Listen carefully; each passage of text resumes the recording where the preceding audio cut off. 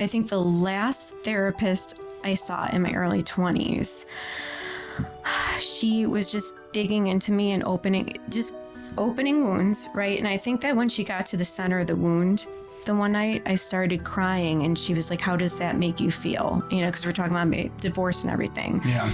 And I was bawling my eyes out, probably harder than I have in my whole entire life. And it was in regards to my parents' divorce. And I said, lonely. I feel lonely. Like there's no one here for me. You know, like I felt like both of my parents were, you know, living these two different lives, dating other people. My sister was out partying in college. And I felt so horribly lonely. And I remember she never gave me any advice to follow up with that. And she, even the next week when I saw her, she just kind of disregarded it and didn't even kind of forgot about anything I talked about. You're having someone rip open wounds, right? And they give you no advice on what to do, right? What do you do with that loneliness?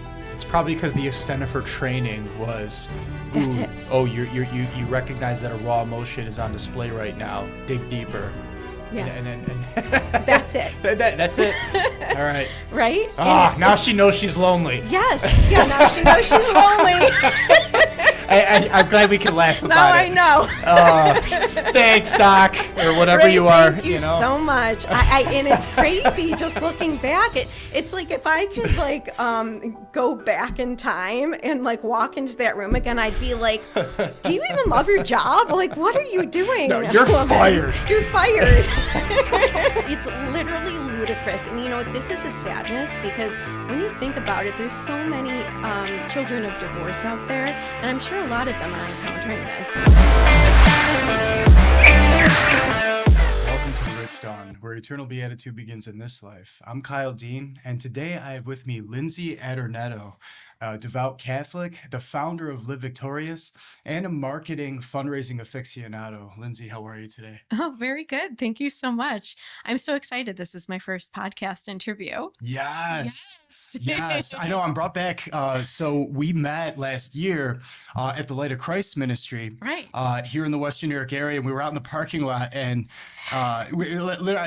your first thing you said to me was like, my dad gave me your number and he says, I got to get in touch with you, because I'm doing Dynamis Western New York in the area. And you were like, is this your number? And I was like, yeah, that's it.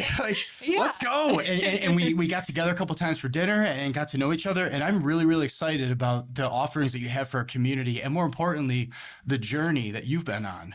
Oh, thank you. Yeah, absolutely. So Yeah. I want to get into that with you today. And let's start by talking about Live Victorious. So what is it?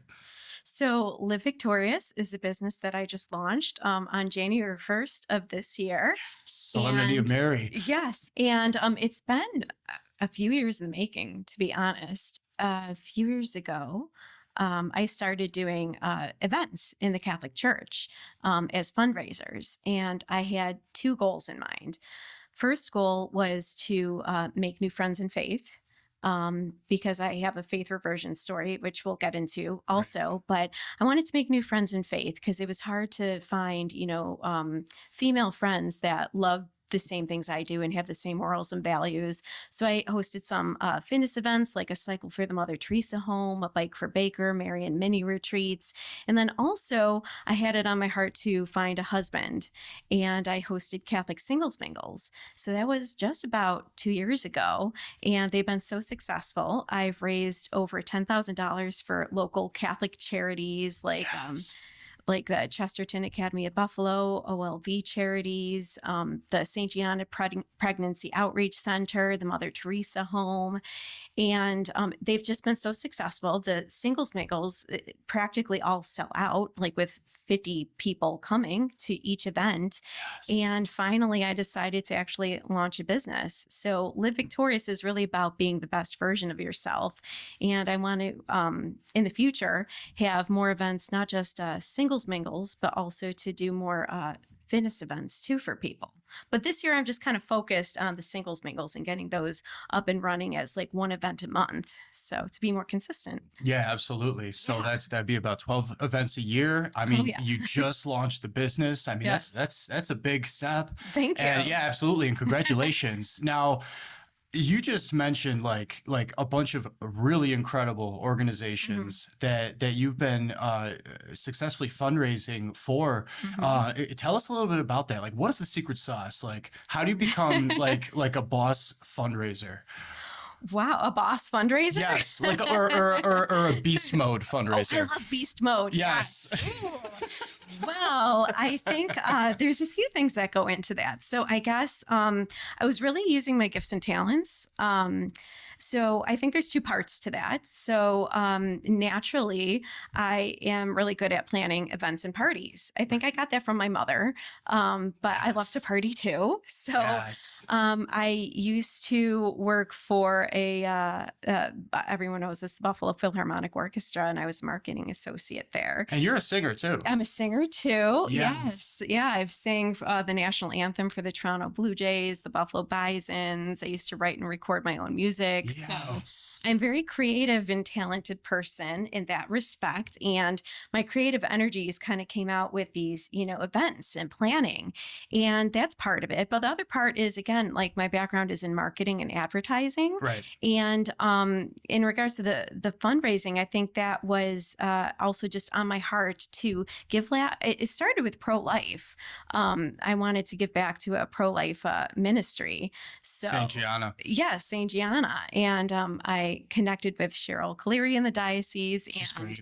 yes, she helped me to start these fundraisers and gave me her blessing, and I started fundraising for.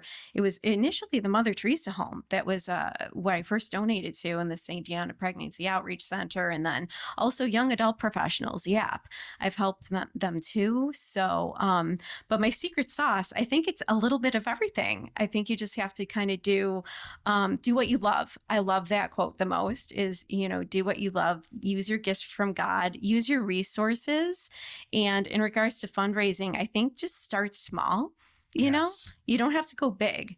You can just, help in a little way if you can. Yeah. So it's some parts marketing. Hmm. It's of course having I mean what I'm sensing from you is you have a magnanimous personality. Like Thank obviously you you. like to have fun, right? Yeah. Partying and all Yeah. of that, but harnessing that for good. And Hmm. and when you're kind of like a culture maker, Yes. which is what really like running ministry a lot of times is it's fostering this hospitable culture. I'm sure you got that from your mom Hmm. to provide an environment that people want to be a part of. It's Absolutely. exciting. Like, Yes. And yeah. also modern. I think that was so important to me when starting my Catholic fundraising events is to just do them at cool locations. Yes. Like at Kinloch Farmstead is a lavender farm I've out never heard in of it. Lockport. Yes, it's just this beautiful barn with these cute little twinkle lights. And I had a Marian mini retreat there for women.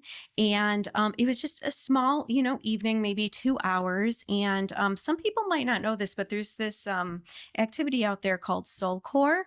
It's like the Catholic version of yoga. I don't know if Okay. you've heard of it. No, You but I like something that's like authentically Catholic because yeah, a lot of people don't know yoga's it can be not good for you, but Yeah. yeah, So, and I learned that over time, and I heard of soul core, and you do stretches and poses, but pray the rosary. mm, So it's definitely approved, for Catholicism. And right, I got these women together. We did soul core out at Kinloch Farmstead, and then we also did a tea tasting to learn about self care and wellness and relaxation. And we made yes. lavender sachets, and it was just a little evening together with women, and it sold out 40 tickets, and yeah, donated the money, and yeah, it was a great event. So I have to break the fourth wall for a second here because we had like we're having some like ashwagandha in our teas tonight. I don't know if that was on the menu there, but I found myself like yelling to my wife like, "Where's the ashwagandha tonight?" and I think you said like, "I've never heard of this before," but it's like, this is good for like a smoothie or for a relaxation before the end of the night. Like, Yeah, yeah. I love that stuff, like trying different things, and and self-care is really important. Yes, yes. Self-love and self-care is so important. And I would say like back years ago, I struggled with that, with health and wellness. And, I thought self-care was selfish. But, Mm-hmm. in bringing that back to like our Catholic faith is, I don't think I realized that, God wants you to love yourself and take care of yourself.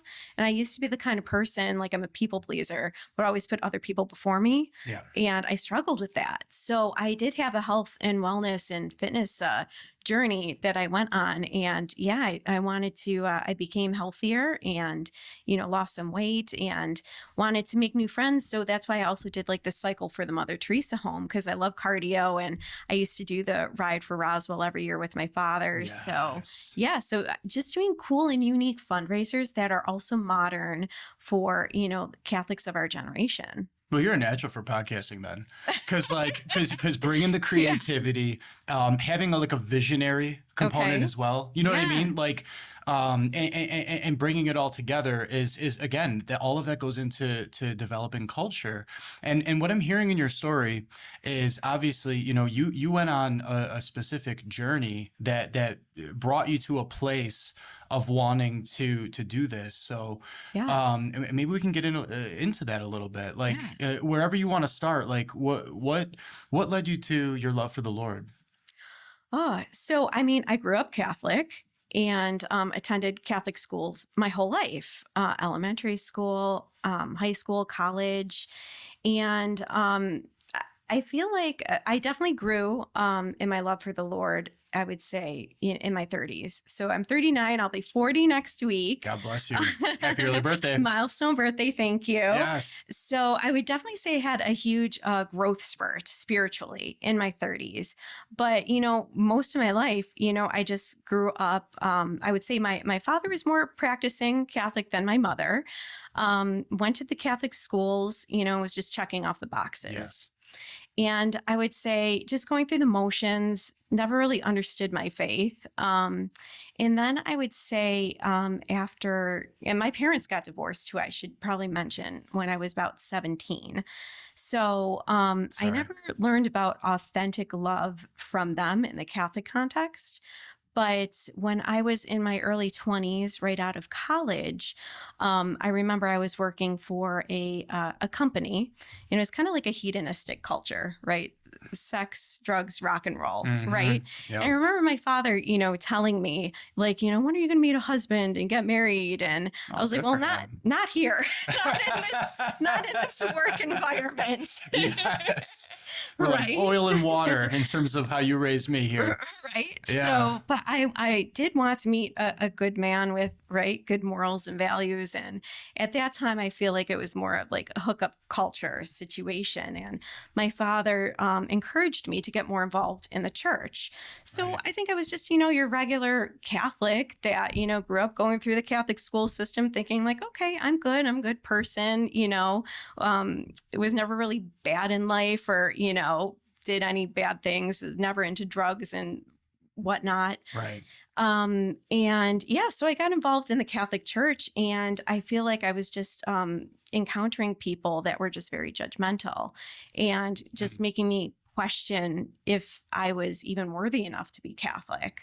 And So you've got like this laissez-faire hedonism over here. right. And then you've got like, no, I want to do the right thing. I want to do more than just checking boxes. And then you're meeting this judgmentalism. Right. Yes. Oh, that sounds fun. So, yeah, and it really questioned my faith. And it was odd because I grew up going through the Catholic school system. But, when I hung out with these people initially, it was good, because, I was, was praying. Like I didn't grow up in a home where we prayed the rosary every day or, going to adoration, things like that. So, initially I would hang out with this group of friends and, they taught me about these things.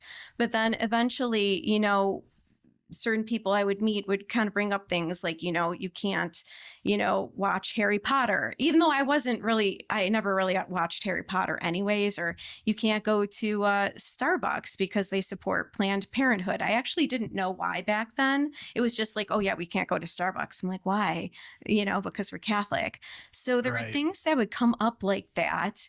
And, or even just how you dress, like as a woman, I would say, just women nitpicking on each other and like, are you allowed to wear shorts or high heels or makeup or tank tops and what's approved in the Catholic Church? There were just a lot of things like that that would come up. And I, I know there's In what context? Like, were these like social gatherings? Was this like at faith events or? a little bit of everything. I would say like social gatherings and my personal friends kind of like, um, I don't know if it's like controlling behavior, but kind of, I mean, I guess women want to help each other, obviously. Right. So I think part of it was maybe, sharing with me, this is how we should be and how we should dress and act.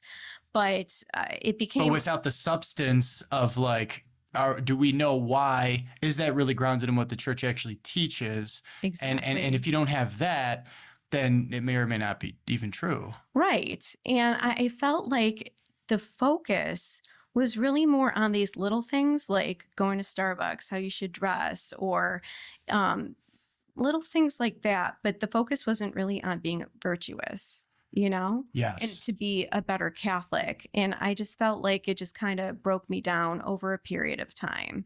And and also, so another thing I would have to say is Catholic men. I would encounter, different women's husbands, and I would notice that they would kind of like club people with their Bibles, over Mhm. the head with scripture and everything. And it made me kind of look at Catholic men as being like chauvinistic, right? And I developed this bad idea of what a Catholic man was, like maybe controlling Oh, or and there's plenty of them out chauvinistic. there. And there are, but I guess that was like the group I was hanging out with was like that. And it made me have this here. So here I am in two different environments working, my full-time job in this hedonistic culture, feeling like, oh, everyone thinks I'm such an angel, but no one would want to date me because they just wanted to date You're that the goody two yes, shoes. they didn't want to Yeah. date the goody two Yeah. shoes. Yeah. And then here I'm hanging out with Catholic culture. And, I felt like I was the devil, right? And I just saw these men beat each other up over scripture and even just like different movies or TV things you would watch, this is good, this is bad. And everything made me want to pull my hair out, right? Because I'm like, I can't keep up with this. I just never heard of any of this stuff before. I don't know why, never encountered it. But yeah, I was like thinking like, here, my father wants me to meet a good Catholic man. I'm like, I don't think I want to date one because of what I encountered. Right. But then also the women, I think, were just kind of nitpicking on each other. And it got to the point where I just felt like I can't keep up with the rules of the Catholic Church. Right. Yeah. And I honestly just had a fallout with some of my friends, and I stopped practicing at like 22 or 23 years old. And it was at a time in my life when, my parents got divorced when I was 17.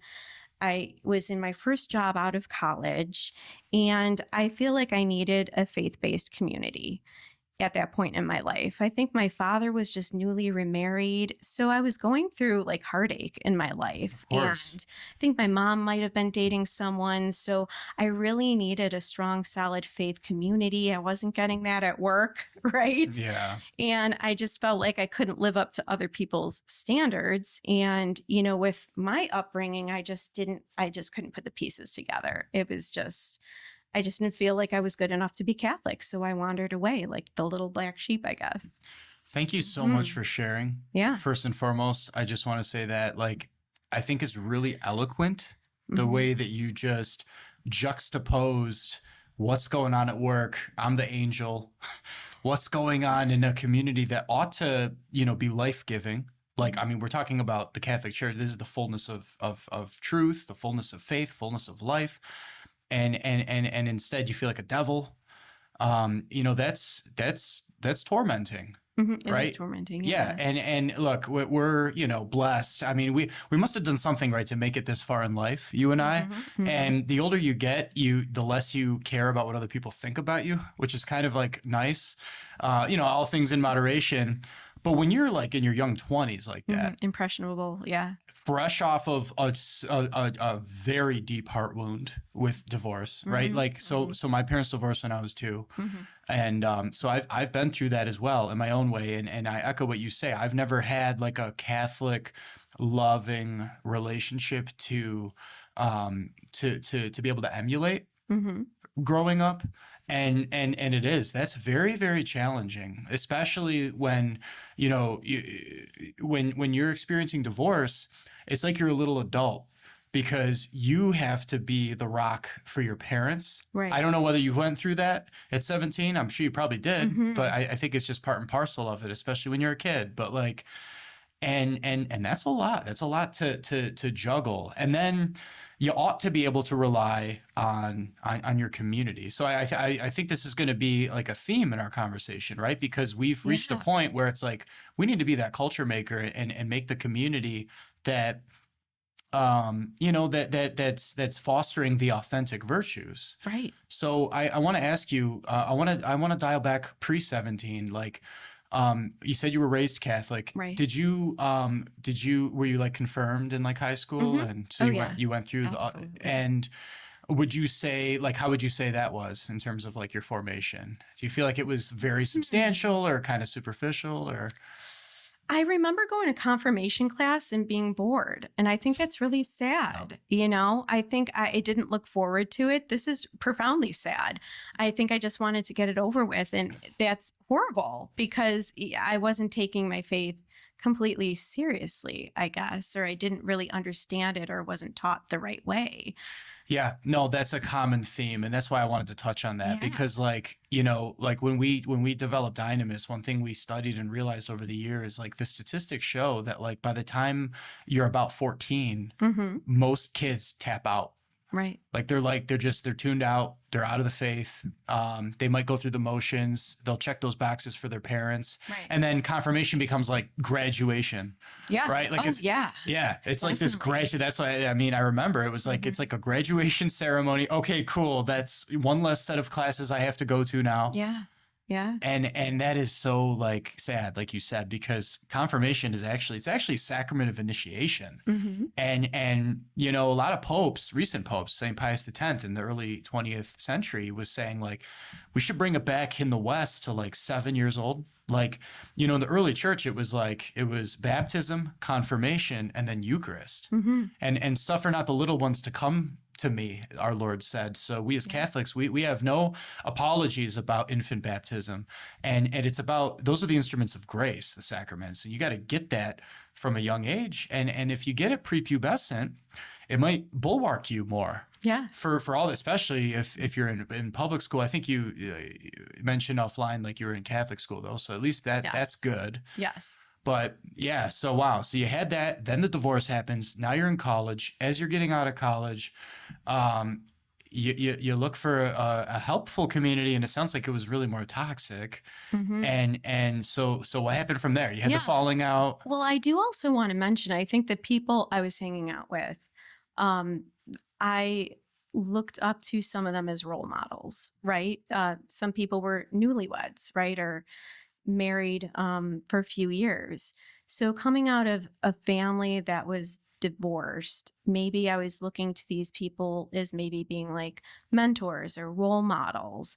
And then when you're getting picked on by your role model or a mentor or someone that you look up to who you're hoping will help you grow in your faith and get immersed in the community, it hurts even harder. You know what I'm saying? I do. Yeah. So, and also, because, I also had to go through therapy later in life, is learning that, you can go to Catholic school, but you should learn the faith from your parents, right? Absolutely. So, I kind of had this split, practicing, a father who's a practicing Catholic, a mother who is baptized Catholic, but not so much practicing, but truly a very loving, wonderful mother. And, I was just so torn, right? Because even I think when I hung out with this group of Catholic friends, I think what was ripping me apart too was some people make it sound like, well, if you're Catholic, that's the only way and you're a good person and that's the end. Or some of these people here, I was a working woman. So some of these moms would kind of make it sound like, the only best purpose in life for a woman is to, like get married and be a stay-at-home mom. And that's a blessing. That's wonderful. I would love to have that someday. But I was a working woman, right? And some women have fertility issues and can't get pregnant. So what's their purpose in life? But, I think I was torn because, I have two parents, the one who's the practicing Catholic. I love my father, but I would never, and I'll say this to everyone, both of my parents, even the mother who's non-practicing, no one is better than the other one. They're both loving, and my mother's side of the family, they're not all Catholic. So it's just radical to me. And I think it was kind of upsetting. And maybe it was upsetting too, because my parents were divorced. That was a fresh wound. I'm hanging out with people who are all Catholic and saying things, and maybe they didn't realize that the things that they were saying were hurtful. But for me, it's like, okay, so like my grandparents aren't Catholic. What does that mean? But they're so loving, so charitable, and so giving that they're not bad people. And I think I just kind of developed this complex thinking like, what, are all of my loved ones going to go to hell? Right. Right. And it's just but that also affects you when you're 22, right? As opposed to now, because, you're young and impressionable and Right. Well, yeah. and for some people, it can happen at any age. I mean, there was, not to jump too much out of chronological order here, but I'll just say briefly, I remember there was a time in my family's life where we were looking for community and and a way to express our faith in the way we understood it. And, I think that some people mean well when they say things like that, in the sense of like, to be a mom and to be a stay-at-home mom and to live that picture of the nuclear family. And it's traditional. Mm-hmm. And there's plenty of papal writings on this. There's the social justice popes like Leo XIII and Pius IX in the late 1800s who write beautifully about the nuclear family and what that should look like. I was, I'm not a weepy guy, but I was weeping when I was reading Casti Connubii for the first time in Rerum Novarum, when it was saying like every children have a God-given right to have, two parents under one roof, Mm-hmm. right? That's the ideal. In reality, Right. someone might die early of health issues or whatever the thing is, Yes. but there's still like, that's the standard, and it's something to shoot for. But then you go into these communities that they want to express that, or they want to like exemplify that, but if they don't have a well-grounded, I think, like spirituality along with the proper theology of what goes into all of that, it can get expressed in weird ways. Mm-hmm. And like you said, you could end up wounding somebody, whether you meant to or not. And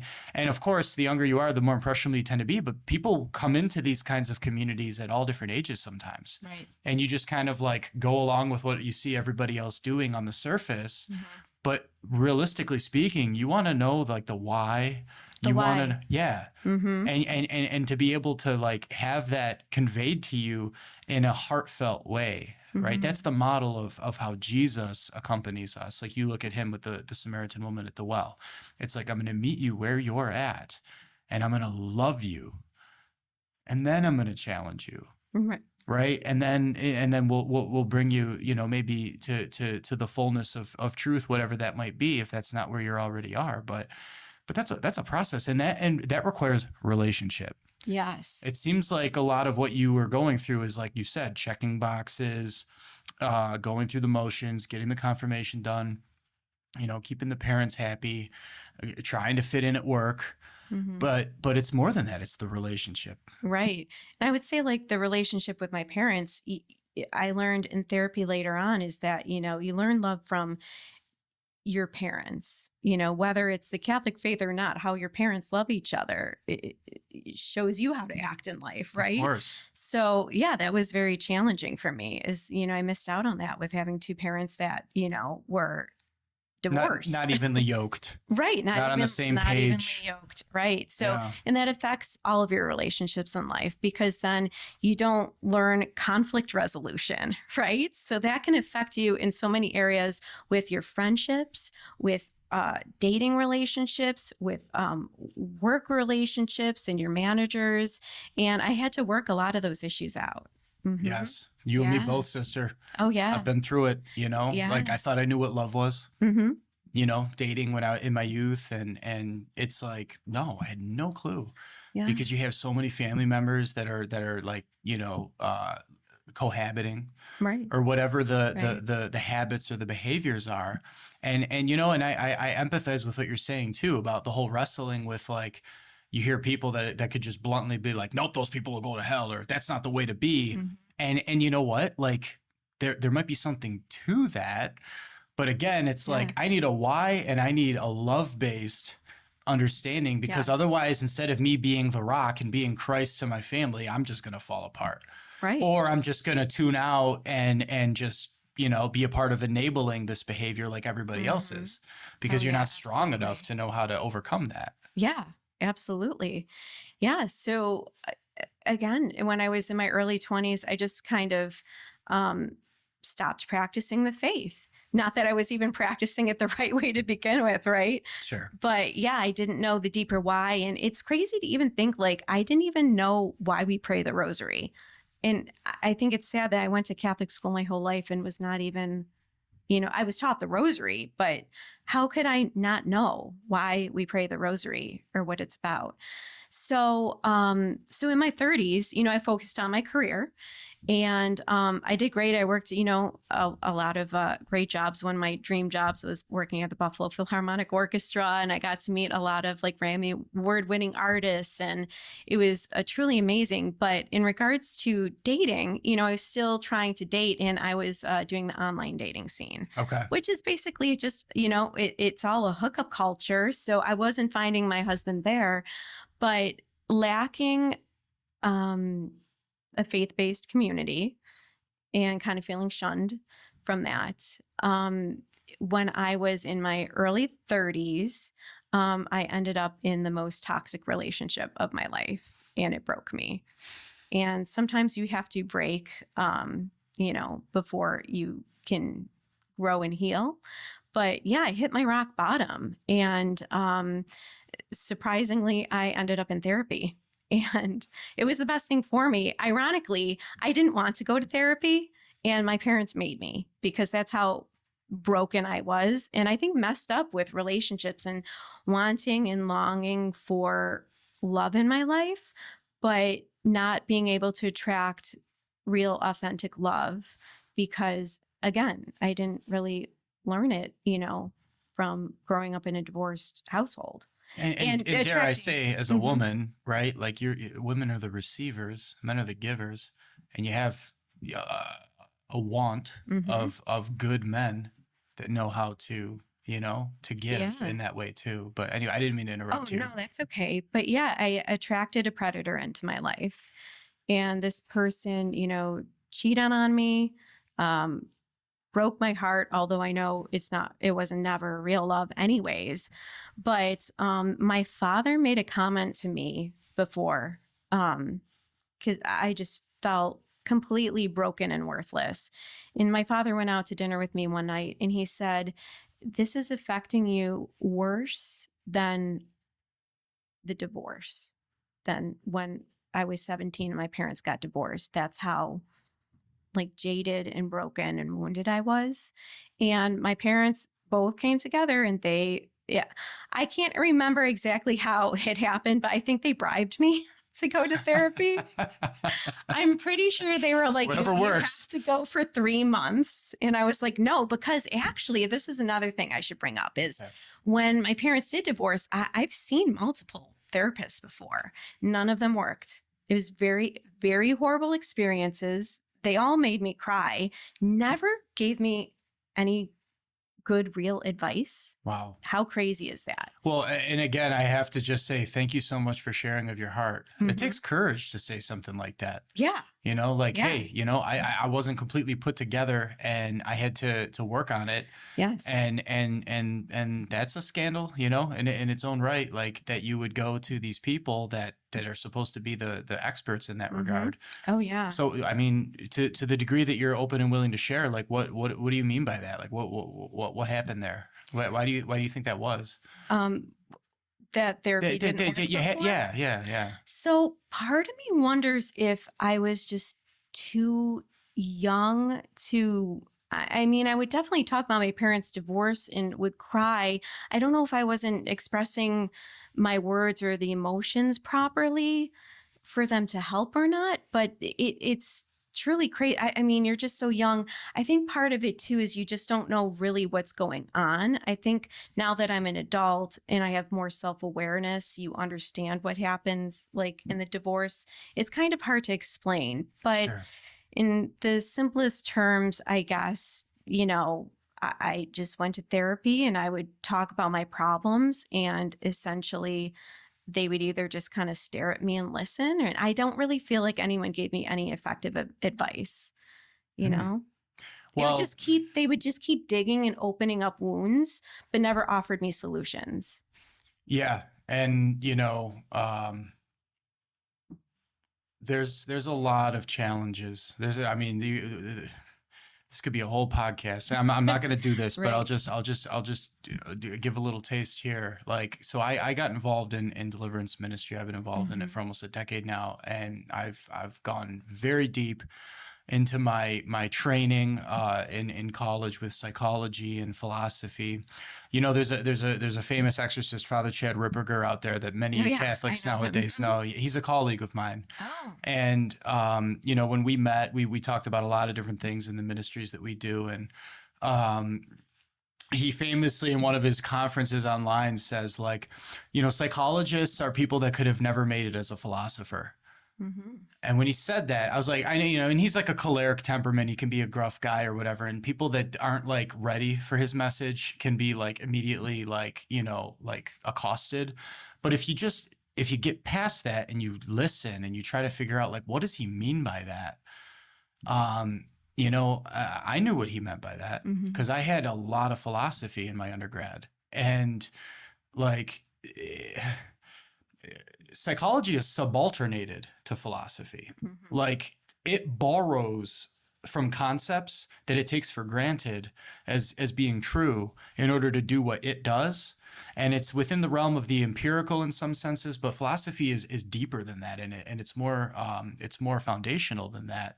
So when you have both, you start to be able to analyze like the problems with modern psychology, and you Hmm. can trace the roots of where the stuff came from. You have like Freud and Jung and Bernays and these people that are just like, what? Like the stuff that they did.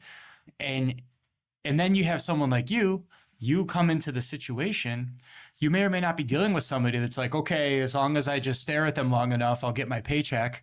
I Hmm. hate to say it. And you hope to God that the vast majority of people aren't like that. Yeah. But some of them are, and some of them have like you have a problem and we're going to keep digging into your problems approach Hmm. that hasn't really proven to be effective. Right. Yeah. Yeah. Yeah. There's other ways. I actually saw there was, I think the last therapist I saw in my early 20s, she was just digging into me and just opening wounds, right? And I think that when she got to the center of the wound, the one night I started crying and she was like, "How does that make you feel?" Because we're talking about divorce and everything. Yeah. And I was bawling my eyes out, probably harder than I have in my whole entire life. And it was in regards to my parents' divorce. And I said, lonely. Mm. I feel lonely. Like there's no one here for me. Like I felt like both of my parents were, living these two different lives, dating other people. My sister was out, whoops, partying in college. And I felt so horribly lonely. And I remember she never gave me any advice to follow up with that. And she, even the next week when I saw her, she just kind of disregarded it and didn't even kind of forgot about anything I talked about. You're having someone rip open wounds, right? And they give you no advice on what to do, right? What do you do with that loneliness?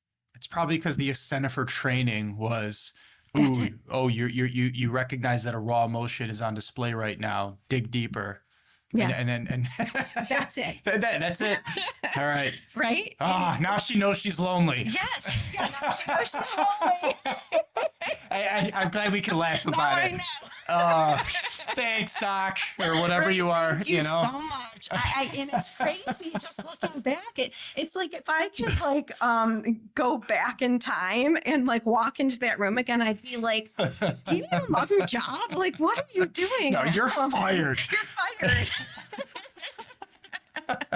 So nothing ever happened. It's literally ludicrous. And you know what? This is a sadness because when you think about it, there's so many children of divorce out there. And I'm sure a lot of them are encountering this. There's probably a lot of parents that put their children into therapy when they're divorced, and they're probably encountering, and I'm sure there are other good therapists out there too, but I'm sure a lot of children have encountered this where they're talking to people that just aren't even really helping them.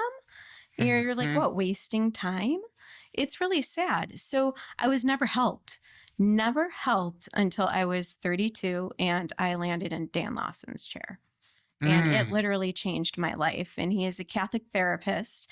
And again, I did not want to go to therapy. It was both of my parents bribed me somehow. I'm pretty sure it was some sort of deal, like, you know, you're going to therapy for 3 months.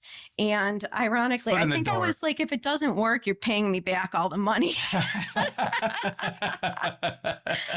But ironically enough, my mother asked me, you know, I said, I had my conditions too. I said, I think I had 3 main conditions. I think the first one was, okay, if I'm going to go to therapy, then I want it to be close to home. Like, I'm not driving a half hour into the city of Buffalo. I live in Clarence. Sure. And, you know, I said, you have to find someone who's close to home. I said, that was number 1. And then I said, number 2 needs to be someone close in age to me, because I want someone from my generation that I could relate to, not someone like 20 or 30 years older than me. And number 3, I did want a male therapist, because all of the, this probably sounds bad, all of the other therapists I worked with were female therapists that were older than me. So I wanted a male point of view on things.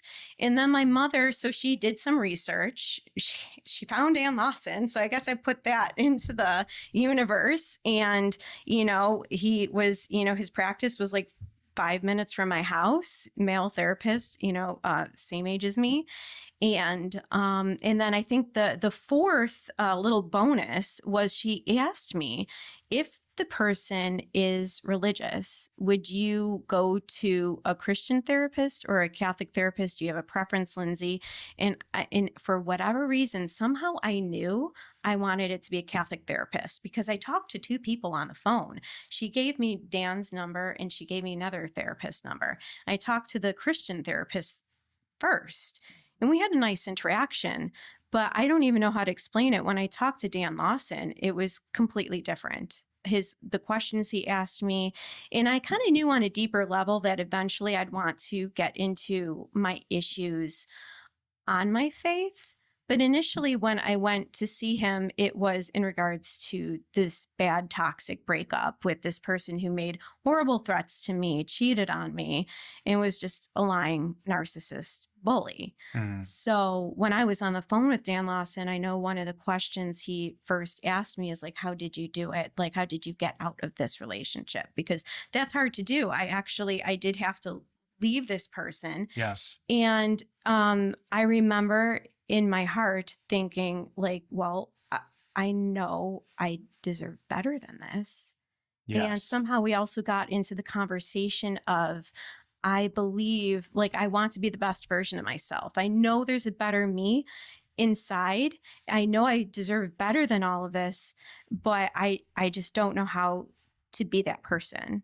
And I think that was like the game changer for me when he asked those questions on the phone, because I feel like things were just in alignment and he got it. And so started the first 3 months that my parents made me do, right, of therapy. And now it's like, I don't ever want to leave. No, it's like, now I just keep getting better and better and things just keep progressing. And, I keep hitting these milestones and growing. So it's like for the person who experienced horrible therapy when I was, 17 to like 22 years old with different therapists, now at 32, this was a total game changer for me and actually helped me. Yes. Well, shout out to Dan Lawson. Yes, Any of our subscribers who are regulars on the channel know, Dan joined on episode 3. We've since done the trilogy.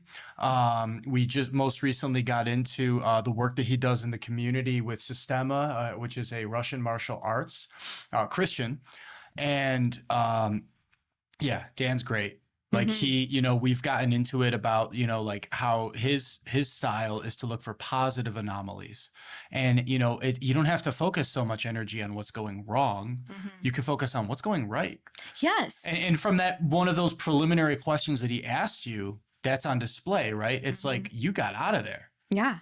And that's a good thing. Yes. Right? Like, let's explore that. And then let's, let's build. Yeah. And, confidence and rebuild the damage that's been done. So Absolutely. thanks be to God. Yeah. So I ended up where I needed to be. Yes. Yeah. So I'm so blessed for that. Yeah. Yeah. So that started my therapy journey. And, I remember being in his chair and, we never really talked faith in the beginning. He was just trying to help me get out of this, bad area of feeling heartbroken from the relationship. But I do remember at one point, one of my favorite things that he said to me is to like pluck the log out of your own eye, which is in the Bible. Yep. And, in therapy, I think what I had come to realize is that it's not about fixing or changing other people, but really looking at yourself first. And you really have to do the inner work on yourself. You can't just, even my father will say, when you point one finger at someone, you've got the rest of the fingers pointing at you. That's a Peter Adornetto saying. So, yeah. So I really had to do the inner work on myself. And it really started, I never really learned, like I told you, I was a perfectionist, never learned about self-love, self-care, how to, like fitness was a thing. Like, at the time I was extremely unhealthy, overweight, was bullied for it. And I started a fitness journey. And I even, lost weight.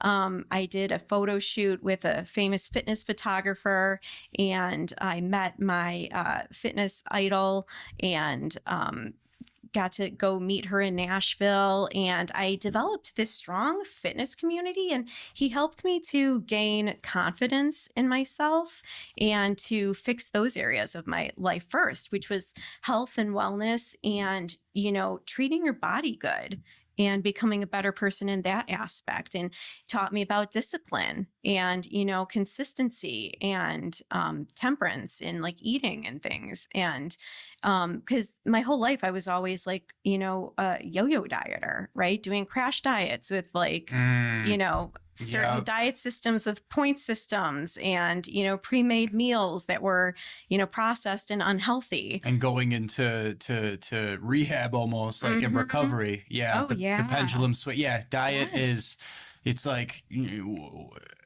it's a state of mind, right? Like going on a diet. It's like, no, like your diet is a lifestyle. Yes. Right. Yeah. And he taught me about lifestyle, and I just didn't get those things, time management, just lots of good things like that. They had to do with, me becoming a healthier version of myself and, focusing on like, what are my wants and needs? Like, what does Lindsay need to be a healthy person, instead of trying to fix other people or always thinking I'm selfish if I,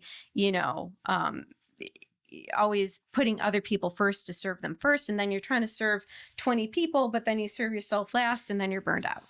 You have to put that oxygen mask on yourself first, right? Before other people. Right. And also, in counseling, we get trained up on, detached empathy, right? Like you have to help other people, but you have to be solid within Yes. yourself Mm-hmm. in order to continue and maintain in that area. In fact, Dan and I in our last episode got into like between being a deliverance minister and being a therapist, like you get attacked Mm-hmm. spiritually because all souls are bought for a price. Mm-hmm. Right. That's our faith. And I'm grateful that you were called to go, the faith route in your therapy work too, because, it's there's not enough of it nowadays, and you're never going to get the holistic treatment without it. Because again, like these psychologists that are like neutered, if I may, that are just separated from the faith, and make them like in different camps. They're categorically incapable of giving a human being the fullness of what it means to flourish as a human being. Right. And that's why people like Dan are so needed. Like in a way, he was the one, as you know, he told me like, get the cert on the life coaching end of things. Right. You've already been doing this for how many years now? Like you're smarter than me, Lindsay. The reason I asked you about fundraising at the beginning is because like, like I did, we did Dynamis for like hundreds of group coaching sessions before, like, and then someone was like, you do know that people like get paid to do what you're an expert at. And I'm like, what? Like, I'm just doing this because I love it. And then it was like, my spiritual director and others were like, look, like no money, no ministry. And you need to get that, like fiscal virtue, like any other virtue is required in order to be able to give your gift of blessing to more people. And that's building up the kingdom of Christ here on earth. Right. So I myself am very thankful to Dan for his part in all of that. And I'm thankful for what you're doing now, because you are bringing the courage of saying, look, this is my testimony. This is I've been broken, I've been damaged, and I put it back together. I figured out like what that means, what that takes. And now that I have that to give. Yes. Because you can't pour from an empty cup. Amen. So, and I think that's what he helped me to see, because I was battling with that, like with this concept of like, it's okay to like be good to yourself, or even to know how to, like, I just I didn't know what boundaries were. I didn't know self-love, self-care. So I had to work on all of those things. And also, sacrifice. So like working out was hard. Right. And, to have a pull, a goal to work towards. So you're sacrificing in going to the gym and lifting weights or doing cardio, and it's going to take time to reach your goals. So if you want to lose 20 pounds, that's going to take a few months, right? More than a few months. Sure. And, to kind of figure out like, well, what are my goals? Who do I want to be? I had to work on identity issues, because when your parents are split, when you have two parents that are not on the same page, you're kind of split, like who is right and who is wrong, what are your morals and values? You get into this people pleasing, trying to please, both parents, and who's right, who's wrong, that's being the little adult. Yeah. Like I was saying earlier, it's like you, instead of them being the rock for you, you have to be the rock for them. Yes. Yes. So I had to work through, those issues first. And it all started with my fitness journey, and people can even follow my fitness journey. I still have a Facebook page, Lindsay Adornetto Fitness, The Journey. Yes. And I've got fitness photos and milestones. And I even had to learn just basic how to meal prep and healthy eating. Check it in the description. Yes.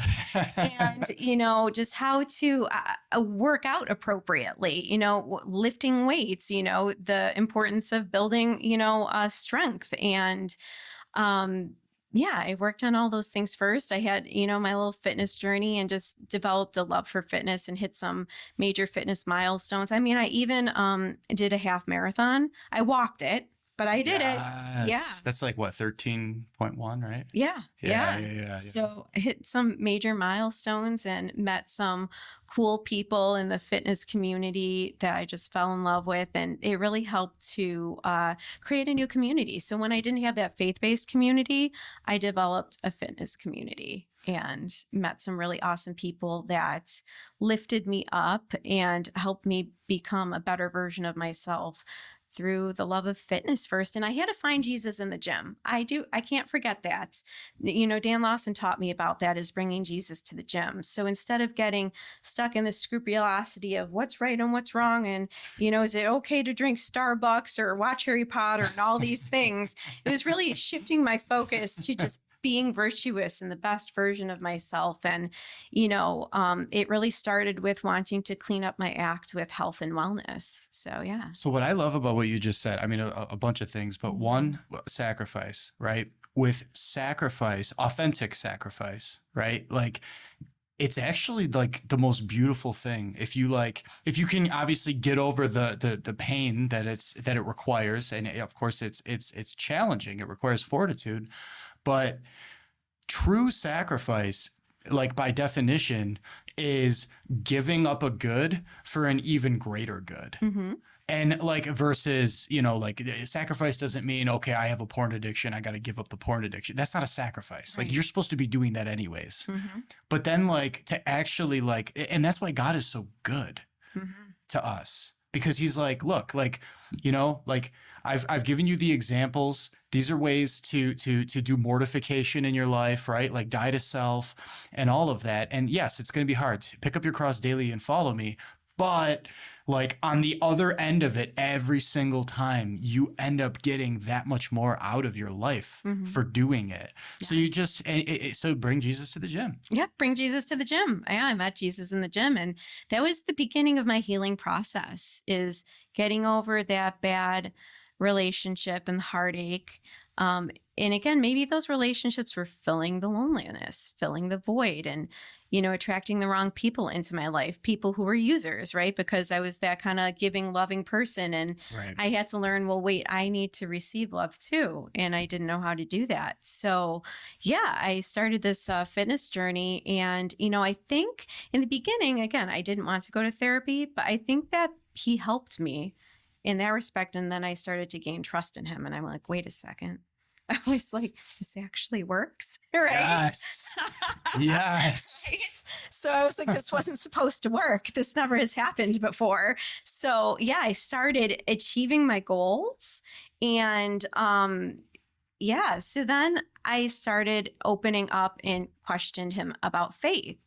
And I think one of the first questions I asked him was, what does God want from me? Because I knew he was a faith-based man, but never once did he ever pull out a Bible and crack it across my head. Right. Never with scripture or anything.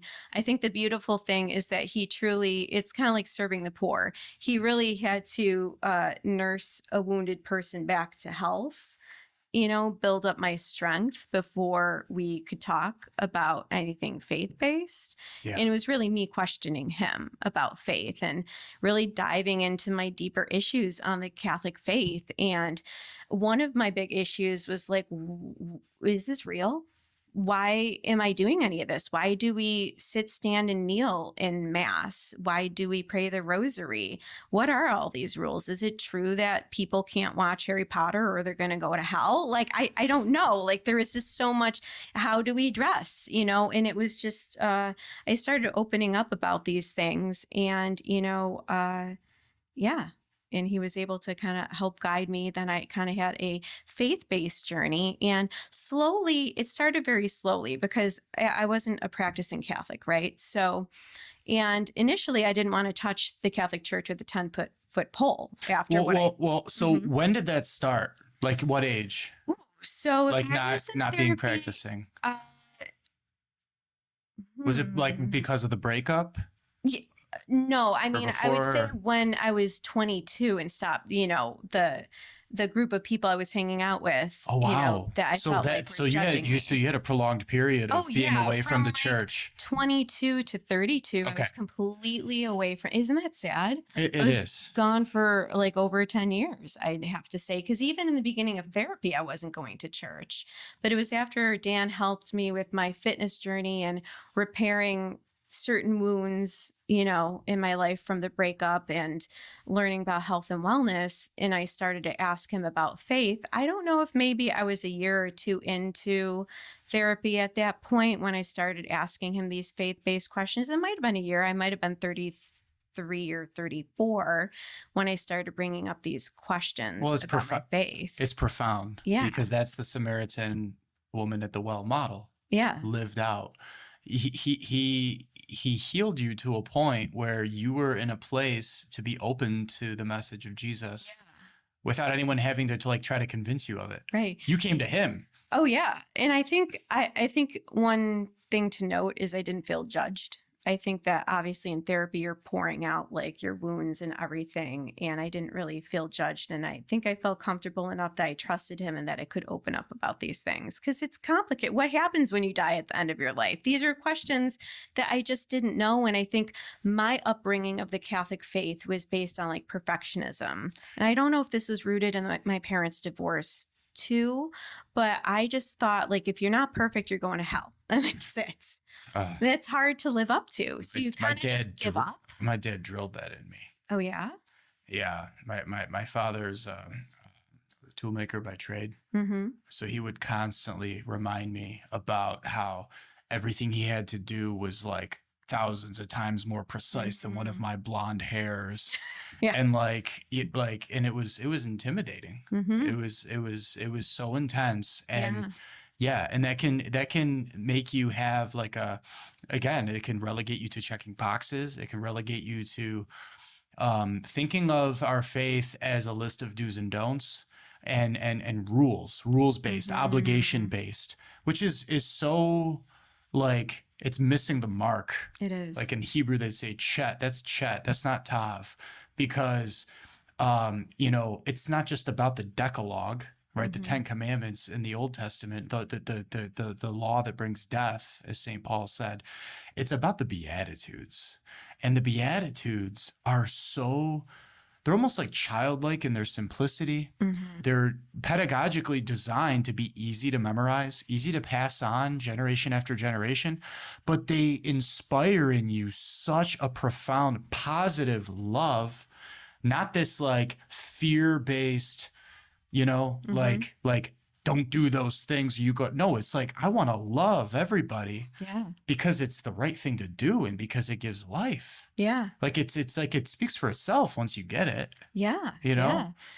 And I would have to say, I don't think anyone in my life, like even my parents, didn't realize like the deep rooted issues I had with my Catholic faith and just really fearing if I'm not perfect, I'm going to go to hell. And there's nothing I will ever be able to do to get to heaven because I'm not perfect. I'm not actually even like my father gave me a book one time when I was in my early 20s about Mother Teresa. I didn't even want to read it because I'm like, I don't want to be a nun and I'm never going to be as good as her. Which ironically enough, now my first fundraiser was Cycle for the Mother Teresa Home. Yeah. And back in my early 20s, I was like, Mother Teresa, I'm not going to be this like ever. Right. Yes. So but I had those deep issues of just not understanding my faith very well and thinking God was just a punishing God that, just was very rule based. And, and I even questioned that in therapy is like why, if God loves us, then why does he send us to hell? Right. Right. And the answer is he doesn't. We do it to ourselves. Exactly. And that's what I had to learn in therapy. Dan did teach me that. Yeah. Yeah.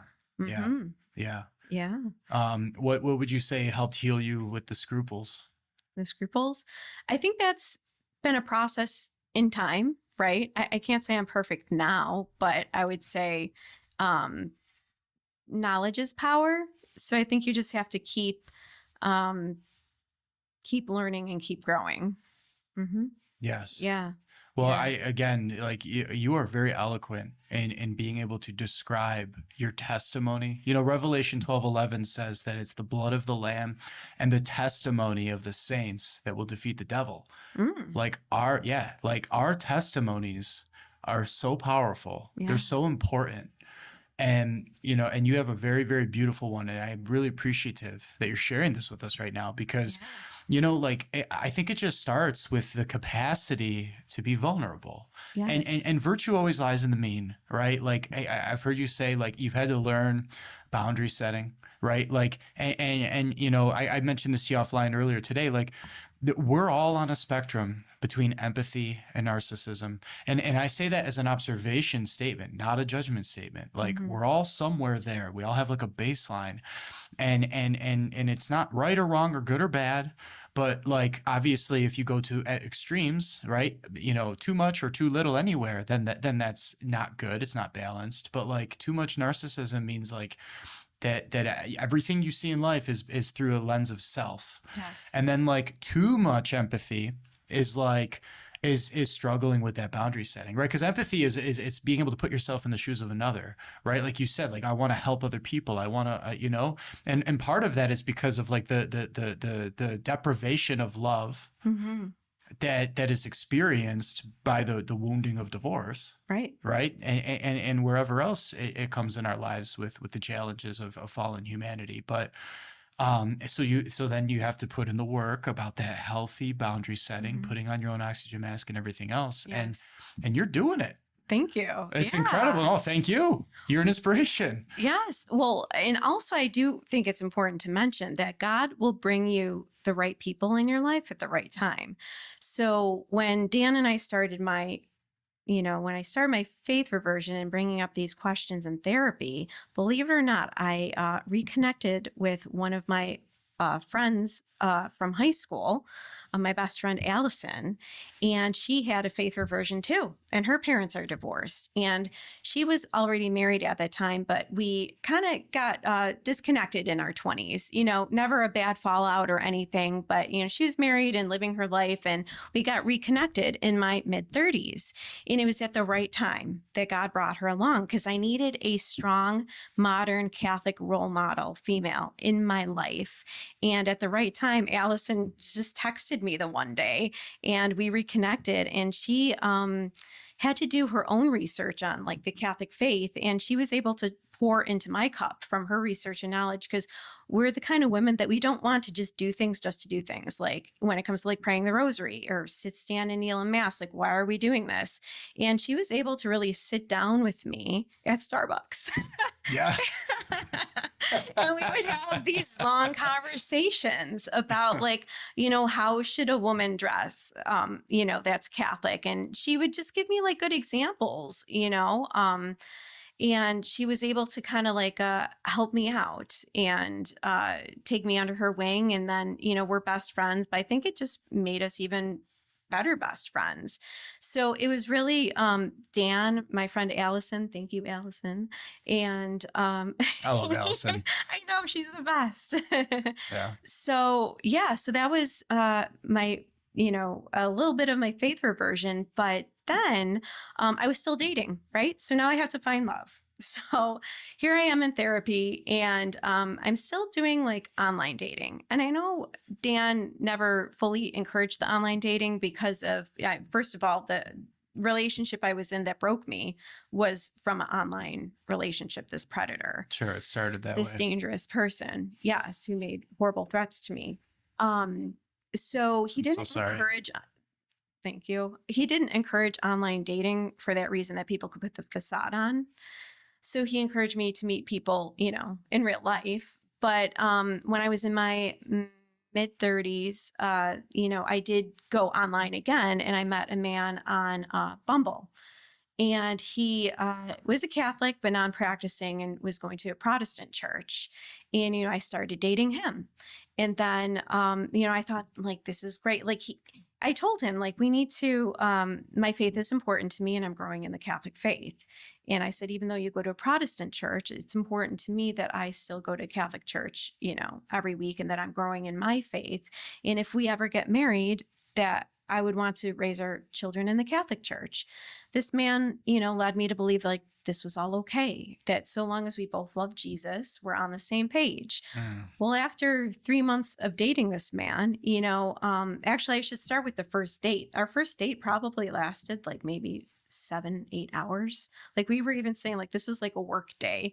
Like we literally met at a coffee shop. We're talking, hitting it off. Here's a handsome man who's charismatic, and I'm thinking he's Christian too. And I'm thinking, I think I found my husband, and I met this man online. And then, we even went to Denny's after the coffee shop closed, and we were out for a good 7 to 8 hours. Well, at the end of the night, he disclosed to me that he lives in his sister's basement. So here I'm thinking like, oh, I found this wonderful man, and all these little red flags start coming up. Mm-hmm. And, that was the first one, is there were, financial issues. But I kind of believed the story he told me about, it was in the middle of the pandemic and everything. And Sure. that's why he was living there. But, he was a podcaster too, and had his own business. And I kind of thought like some of our goals and things were aligning. And we dated for like 3 to 4 months. But, this man that I met online, had a very bad porn addiction, started picking on me very, very badly, and just had a lot of issues. And it was just a horrible experience. And, was even, challenging me with the Catholic faith, even though he said we both love Jesus and that's all that matters. He started questioning me. Like, he actually hung up on me the one night because we were in an argument about like, why can't a priest get married? Right. Or again, why do you sit, stand, and kneel in mass? And he was just fighting me on it. And here I'm like, wow, why don't I know? Here, I'm already, Dan Lawson helped me. Like I was going back to church. I was going to adoration. I was praying the rosary. I was kind of doing the things, but I didn't have a faith-based community except for my friend Allison. She was my Catholic, fitness faith-based friend. And he's asking me these questions. I'm like, I don't have the answers. So here I am looking up YouTube videos, getting out the Catechism of the Catholic Church and trying to get him the answers. It was very exhausting. Yeah. But I kind of learned like, whoa, there's a lot I don't know. And I did have to break up with him because, he just was not respecting me. And this is what happens when you do online dating. This man, was so dirty towards me. He even told me that he wouldn't marry me unless if he saw me naked. He literally said to me, can I watch you get changed in your bedroom? Even if we didn't have sex, he just wanted to see me naked or he wouldn't give me a ring. Yeah, that's sick. Yeah. And that's like the try it before you buy it mentality. Oh, that's what he said. Yeah. The whole, when you buy a car, mentality, you got to test drive the car first. And it was just dirty. And this man basically told me that, his belief of the faith was that, Jesus is okay with this, that, Jesus loves us. Where did he get that in his Protestant Bible? I don't know where he got it from. Okay. Jesus loves us and we can do whatever we want because we're already saved. Did he give you Kool-Aid after that? That's not right. Right? Yeah. But no, that's off. Right. But I mean, I was just encountering bad, like pervert after pervert, right? With the online dating. Well, let me jump in for just a second here. Cause know some phenomenal people that met online. And I think that there's a distinction between like Catholic online dating and apps and maybe the quality of what you might get versus non. Were any of yours like Catholic apps? I don't know what Bumble is, by the way, and I don't know a ton about dating apps, but was it Catholic or non-Catholic or? Non-Catholic. Okay. I mean, I did try some Catholic apps and wasn't successful. Yeah. But the ones where I was meeting these, dangerous men were on the non-Catholic. Well, because I've heard horror stories where they'll like these like sexual advances totally inappropriate and like or like asking for pictures or whatever the thing might be, and it's just like, I mean, like St. Francis of Sales has a precept of charity. I mean, he didn't invent it, but he articulated it very well. He's the doctor of the laity, and he said like, like every Christian is morally obligated. I mean, every human being is obligated, but like, especially if you know God and you profess to know God, is obligated to give the most charitable outlook to any given situation as you possibly can. Right. And one of the challenges with online dating is like, I mean, is this person like on the spectrum? Mm-hmm. Like, Yeah. why would sending that be your first advance to me? Right. Right. Or demanding that or whatever the thing is. Like, and that's like the most charitable outlook, but it's like, but this is not safe. And it's Mm-hmm. probably much more heinous than that. Yeah. Yeah. And either way, it's no good. Yeah. And that's like you said with Dan, like it's like putting on that facade, and it's just it's no good. And I don't know. And again, I really appreciate you being vulnerable with me about that, Mm-hmm. because that's not easy. And like maybe we can speak to this a little bit, right? Right. Because ultimately, I think we're going to get to the fact that we got to develop a healthy culture for people, Mm-hmm. where, because there's a better way. There's a way to strike this balance here of being faith based, but also fun, right? Like, Right. yeah, that's what we're looking for. But like, dig into this a little bit more about like Mm-hmm. these interpersonal communication with men and women that are beginning to date, like, Mm-hmm. and falling short of the mark. Like, you mentioned some of these men who were not good to you, Mm-hmm. and and I speak as a fallen son of Adam as well. Who, like one thing I've learned throughout my life journey is, like, hurt people hurt people. Right. And obviously, when you come to that place of like healing and forgiveness and letting loose of the wounding that they caused you, even if they're still not put together, but for your own safety, sanity, and well-being, that you don't have that hook in you anymore. Mm-hmm. Like, obviously it helps when you realize, like, wow, that's just like a really wounded person. Oh, and I do agree. These men were wounded, but it took me therapy to realize that. Right. Oh, well, Because I just thought they were bad people, I think. And I'm like, no, I do well, recognize yeah. that. Yeah, they have wounds in them too, and they need to be prayed for And sure. sin is evil. Oh, yeah. And you're right. Hurting people hurt people. Yeah, and we all do it. Romans 3:23. All men fall short of the glory of God. All people, right? I say for Our Lady, of course, there. Right. But like, and so we all, I have as somebody who's been through a lot in my life, like, I have a particular theology of like sin, and I think it's accurate. I mean, it looks biblical to me, but like, sometimes, and it's got to be in the right context, because it's otherwise it's like throwing a Molotov cocktail at Thanksgiving dinner. Like, if you say something to someone like only Catholics are in heaven, it's like, okay, are we really like speaking to each other or at each other here, right? But like, I think that, like, obviously sin is abuse, right? Like, all sin is abuse, and we all do it. We're all abusers. And I think some people are so prideful that they're like, no, I'm God's gift to man, that they're like, don't say that to me, because it's like you're heaping coals on them. But it's like, no, like, we're all abusers. And so you have to look at it and say, okay, we're hurt people hurt people. You have like one of two choices at that point. It's what you've done, and extraordinarily heroically. Like, you have such a profound sense of the human person, and all that entails with its woundedness, and also what it means to be put together and flourish. And you can look at the hurt, the thing these things that happen all around us, and you either can choose to propagate it, keep going with it, right? Hurt people, or like, oh, I must be worthy of this treatment, right? Because we don't know how to love ourselves and care about ourselves. Or you break the cycle, right? Like, those are the choices that people have. And what we hope to see is more of the latter, of course, right? Yeah. So anyways, I shared my little bit there. Like, I want to hear more, like, about your heart in terms of like, like, what doesn't work, what works, in terms of like having that initial connection with somebody. And obviously from what I'm hearing from you, it seems like the online dating might not be the most ideal.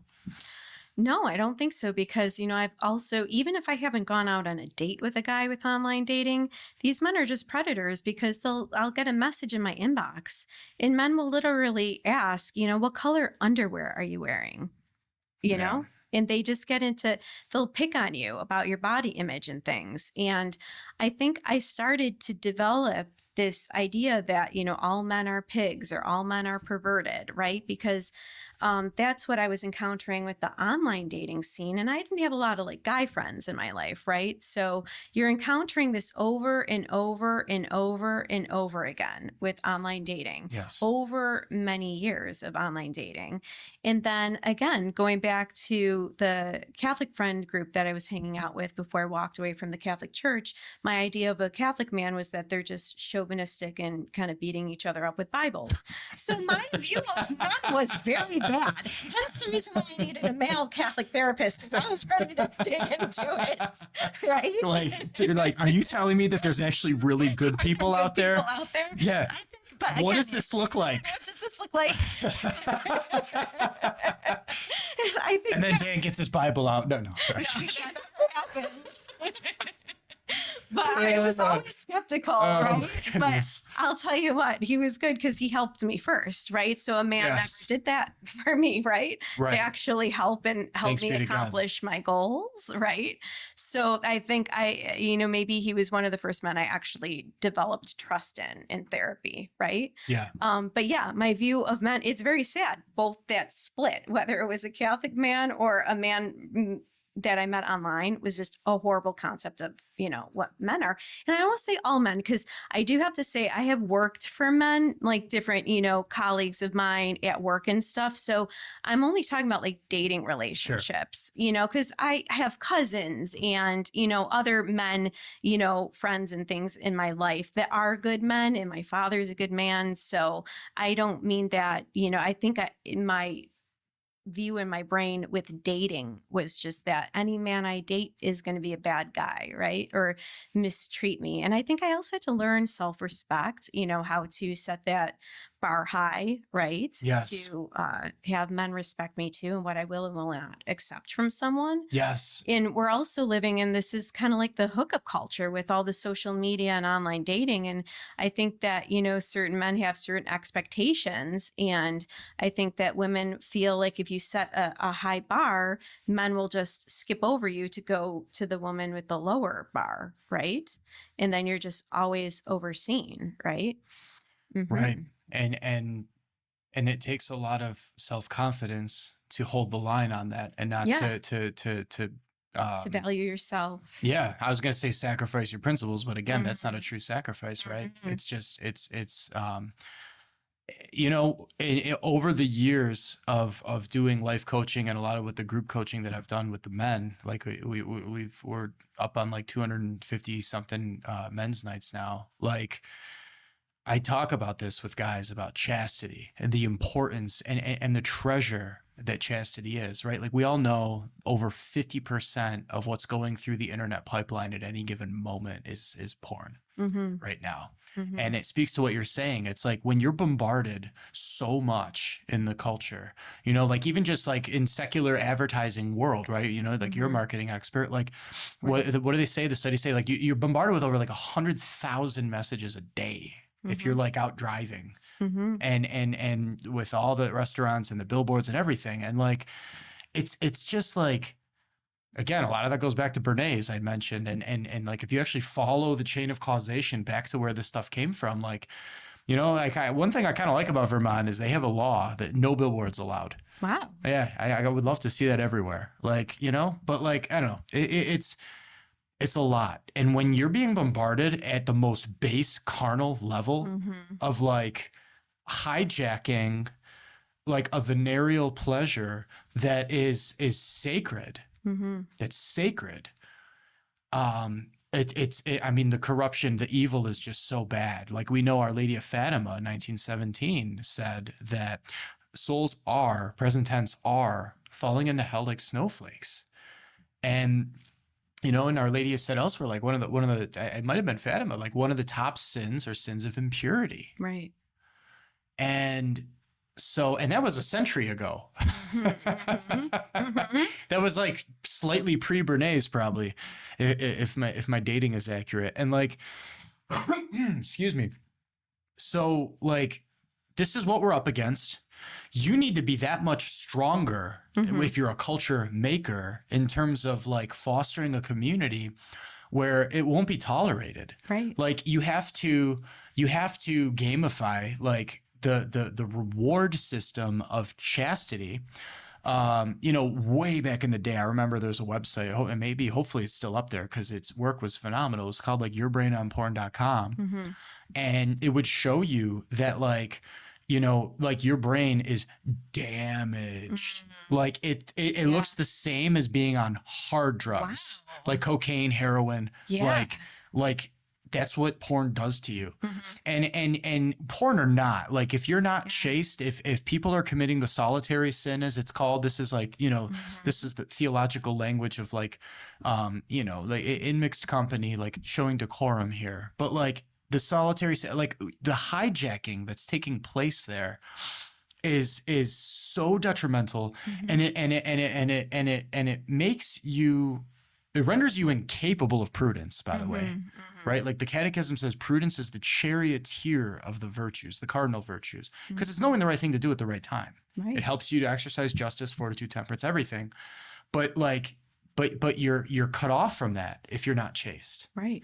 And what you are, if you're in that modality, which so many people are, is you can't help, at least at a subjective, at a subconscious level, to objectify people.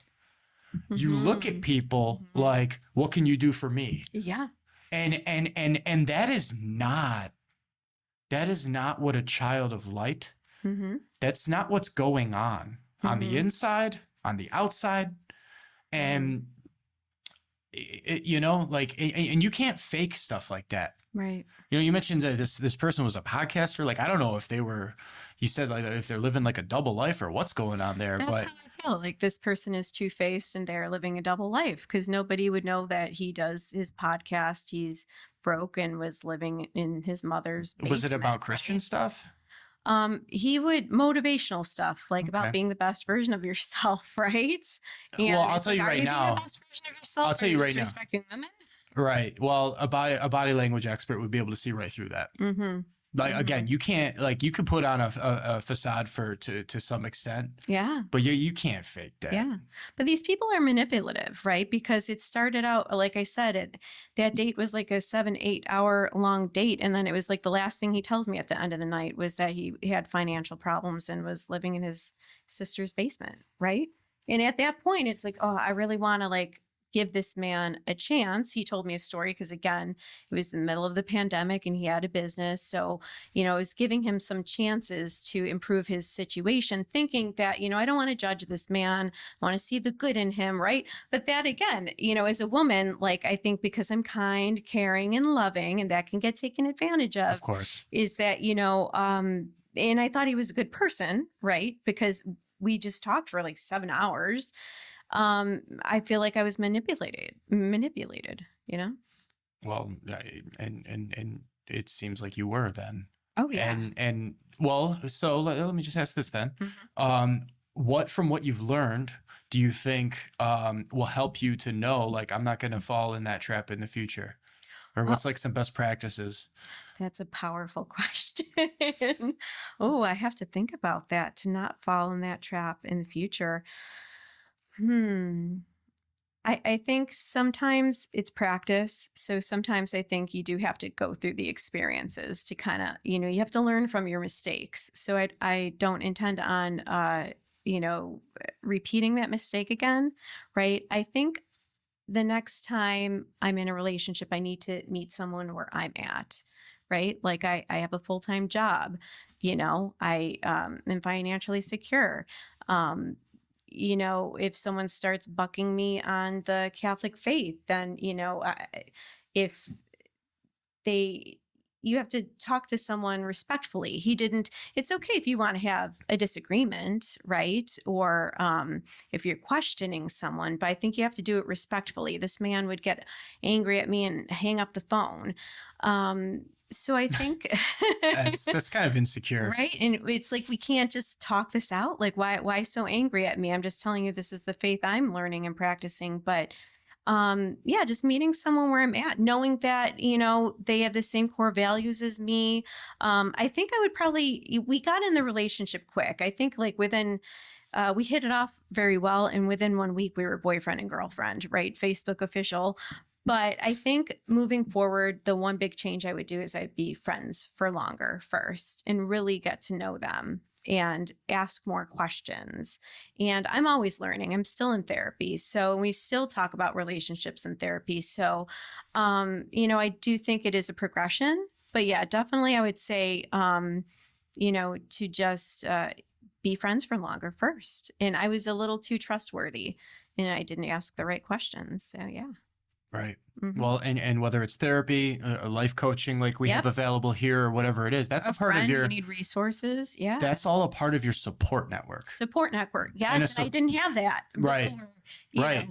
Therapy. Right. And support network outside of the context of therapy or life coaching would be getting this guy around your friends, Yes, that is so important too. See, right. yeah, you're reminding me. Yeah, I would say like having a friend network, or I think like even Dan taught me in therapy to kind of see like, does this person have friends? He was this man didn't really have any friends, and he didn't get along with his family either.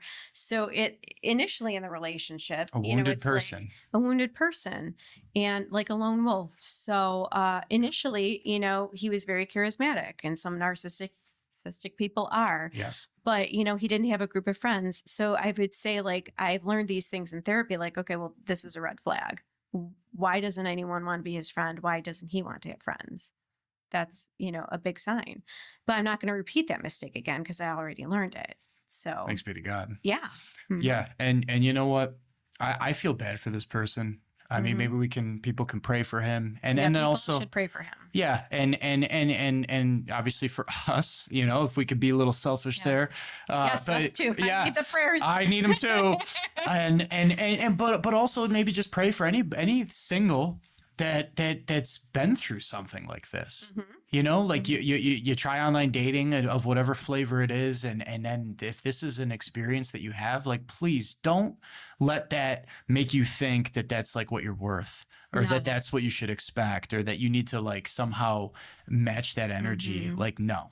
Right. No. Right. And also I want to say, for the sake of that poor soul, like, look, all saints have a past, all sinners have a future. Like, we're not Marxists. We don't like, there's not this notion that like you were a bad person and therefore you're condemned forever. Like, he without sin cast the first stone. We're all abusers. But like, at the same token, if that behavior of his is still going on to this day, that needs to be checked. Right. That needs to be not tolerated. And you know what I mean? And so, yeah, having a good, healthy support network and a community and people to talk to, and striving for being evenly yoked. Oh yeah. It's just so important. I would agree. Yeah. Yeah. Like, you've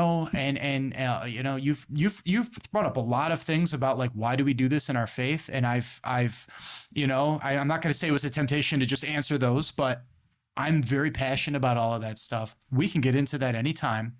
And there's a reason for all of it. The movements, even standing and kneeling and all of that, I mean, pews came from the Protestant church, actually, originally. Oh, wow.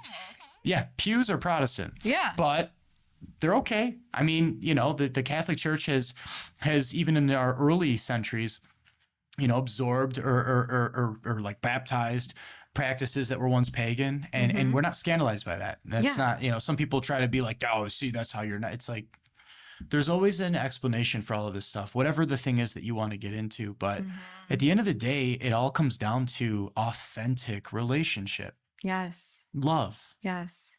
Yeah. And that's a person, right? That's Jesus Christ. Yeah. And we also have the Blessed Virgin Mary, which is incredible. Yes. We also have St. Joseph. I called Dan, like, you're like a St. Joseph to the community at the end of our episode 3 there. And good on him too, because he was like, you know what, man, like, that's really nice of you. But, like he acknowledged the reality that we're all a removed grace away from being the next Hitler. And he's like, you know what, I need people to pray for me because, like, God forbid, now I become the next scandal. And like what we're doing even right now, like, like it's a challenge to be a light, to put yourself out there and to hold the line. And so we all really do need the prayers, but hurt people, And you got to break that cycle. You can't, you can't allow that. Right. You can't. And Yeah. I'm grateful that you've shared these life lessons with us, because it helps people to realize, like, like, you have inherent dignity, value, and worth. It's who you are. Mm-hmm. It's not what you do. It's who Mm-hmm. you are. Yeah. And so you don't have to prove yourself to anybody. You know what I mean? Mm-hmm. Like, and if we can become Christ to others and attract that and get that, reciprocity you mentioned, it's important to be able to receive love too. Mm-hmm. That was very insightful what you said. Yes. And I can relate to that. I'm also, like you, higher on the empathy side of things. Mm-hmm. And sometimes it's like you give of yourself so much to people, and you get people that take advantage of that.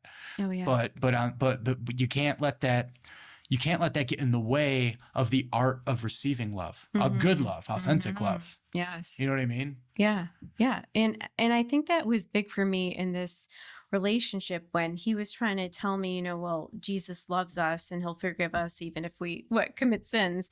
I think It's Lutheran. what I realize now is I didn't have the words to tell, because this is also before I really dove back into the church. So, and I'll touch upon that in a minute. But when I was in the relationship with him, I was struggling to find the words to tell him that, even though you're saying, Jesus loves us, it's like, Jesus loves me too. And Jesus wants you to respect me.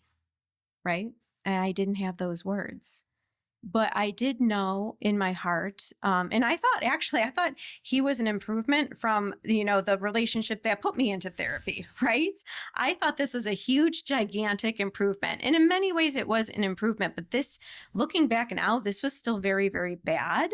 And it really took me diving back into the Catholic Church and going to RCIA. And when I initially broke up with this relationship, and I was afraid too, because I didn't know, I'm like, oh my gosh, I'm like getting like later in my 30s. I'm like, am I ever going to find, a better man than this? Right. I had to come to terms with that. But it's like inside, whether I find a better man or not, it's like, I know I have value and worth now after working in therapy, that I deserve better than this and I cannot settle. Right.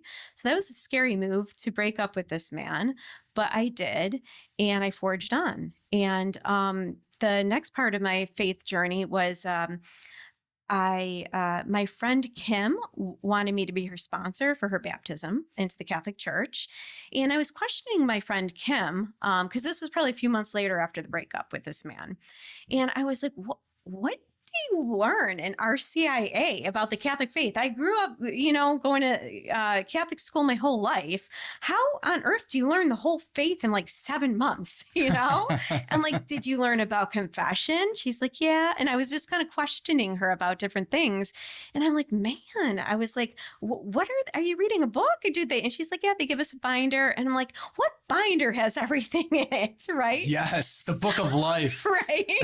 I'm like, how do you learn everything in 7 months? So she inspired me, my friend Kim, thank you, Kim, to go back to RCIA at St. Gregory the Great. And I was questioning myself, but I was going to St. Greg's, and I never look in the bulletins, right? And this must have been divine intervention, because the one day I actually pick up a bulletin and look in it, there was an advertisement for the fall. This was in the summer, for the fall RCIA program. Yes. And it invited Catholic adults that were already baptized to join them because they get in good conversations. And I was like, you know what? This is my chance to relearn the Catholic faith the right way, without other people's opinions. And so that I can, Without graduating. Without graduating.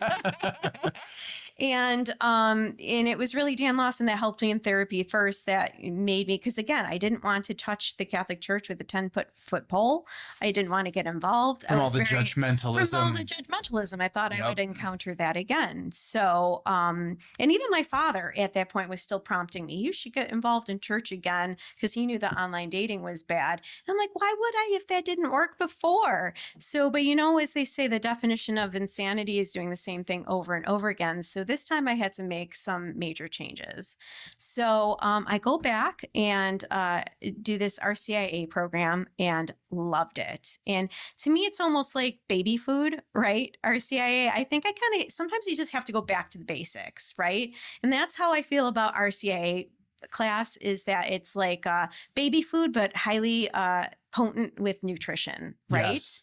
And it really got me back to the basics, and that's what I needed. And it was so helpful. And it was the beginning of me starting to build a new faith-based community, because I, developed friends, in the RCIA program. But then I really took the bull by the horns, and I dove into starting to attend different Catholic events. And I remember even telling Dan, like, oh, like what activities and events are there that I would even want to go to in the Catholic Church? There's like nothing. And that maybe that was a very prideful, attitude. I was like, oh, I don't want to do any of this stuff. Right. And if women's nights were going at the time in Dynamis, we would have loved to have you. Yes. I don't know if it matches up in the timeline or not, but yeah. Yeah. So I just, as a marketing professional, I had to put my thinking cap on, and I was just kind of like searching and scouring for everything. So I was picking up bulletins, looking on Western New York Catholic, just trying to really dive in and find like, what are all the, Catholic, events for people, in their like 30s, like me. And like I found St. Greg's Beer Club.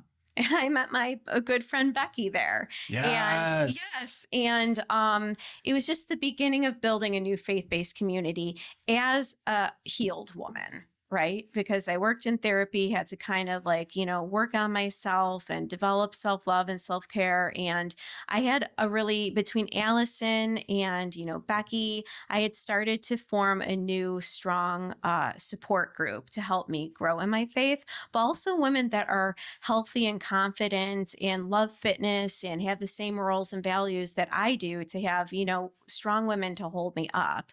And as a marketing professional, I went to young adult professionals, just a lot of different, Catholic groups. And then at one point I met a woman named Jessica, and she hosted a singles mingle, a Catholic singles mingle. In the fall, when I just started RCIA, and I attended her singles mingle, and it was for 30-year-old adults. Okay. I didn't know this woman. And like anyone in their 30s or exactly 30? It was 30s. Okay. Just 30s. 30-year-olds, welcome. 30-year-olds. Everyone else, sorry, next time.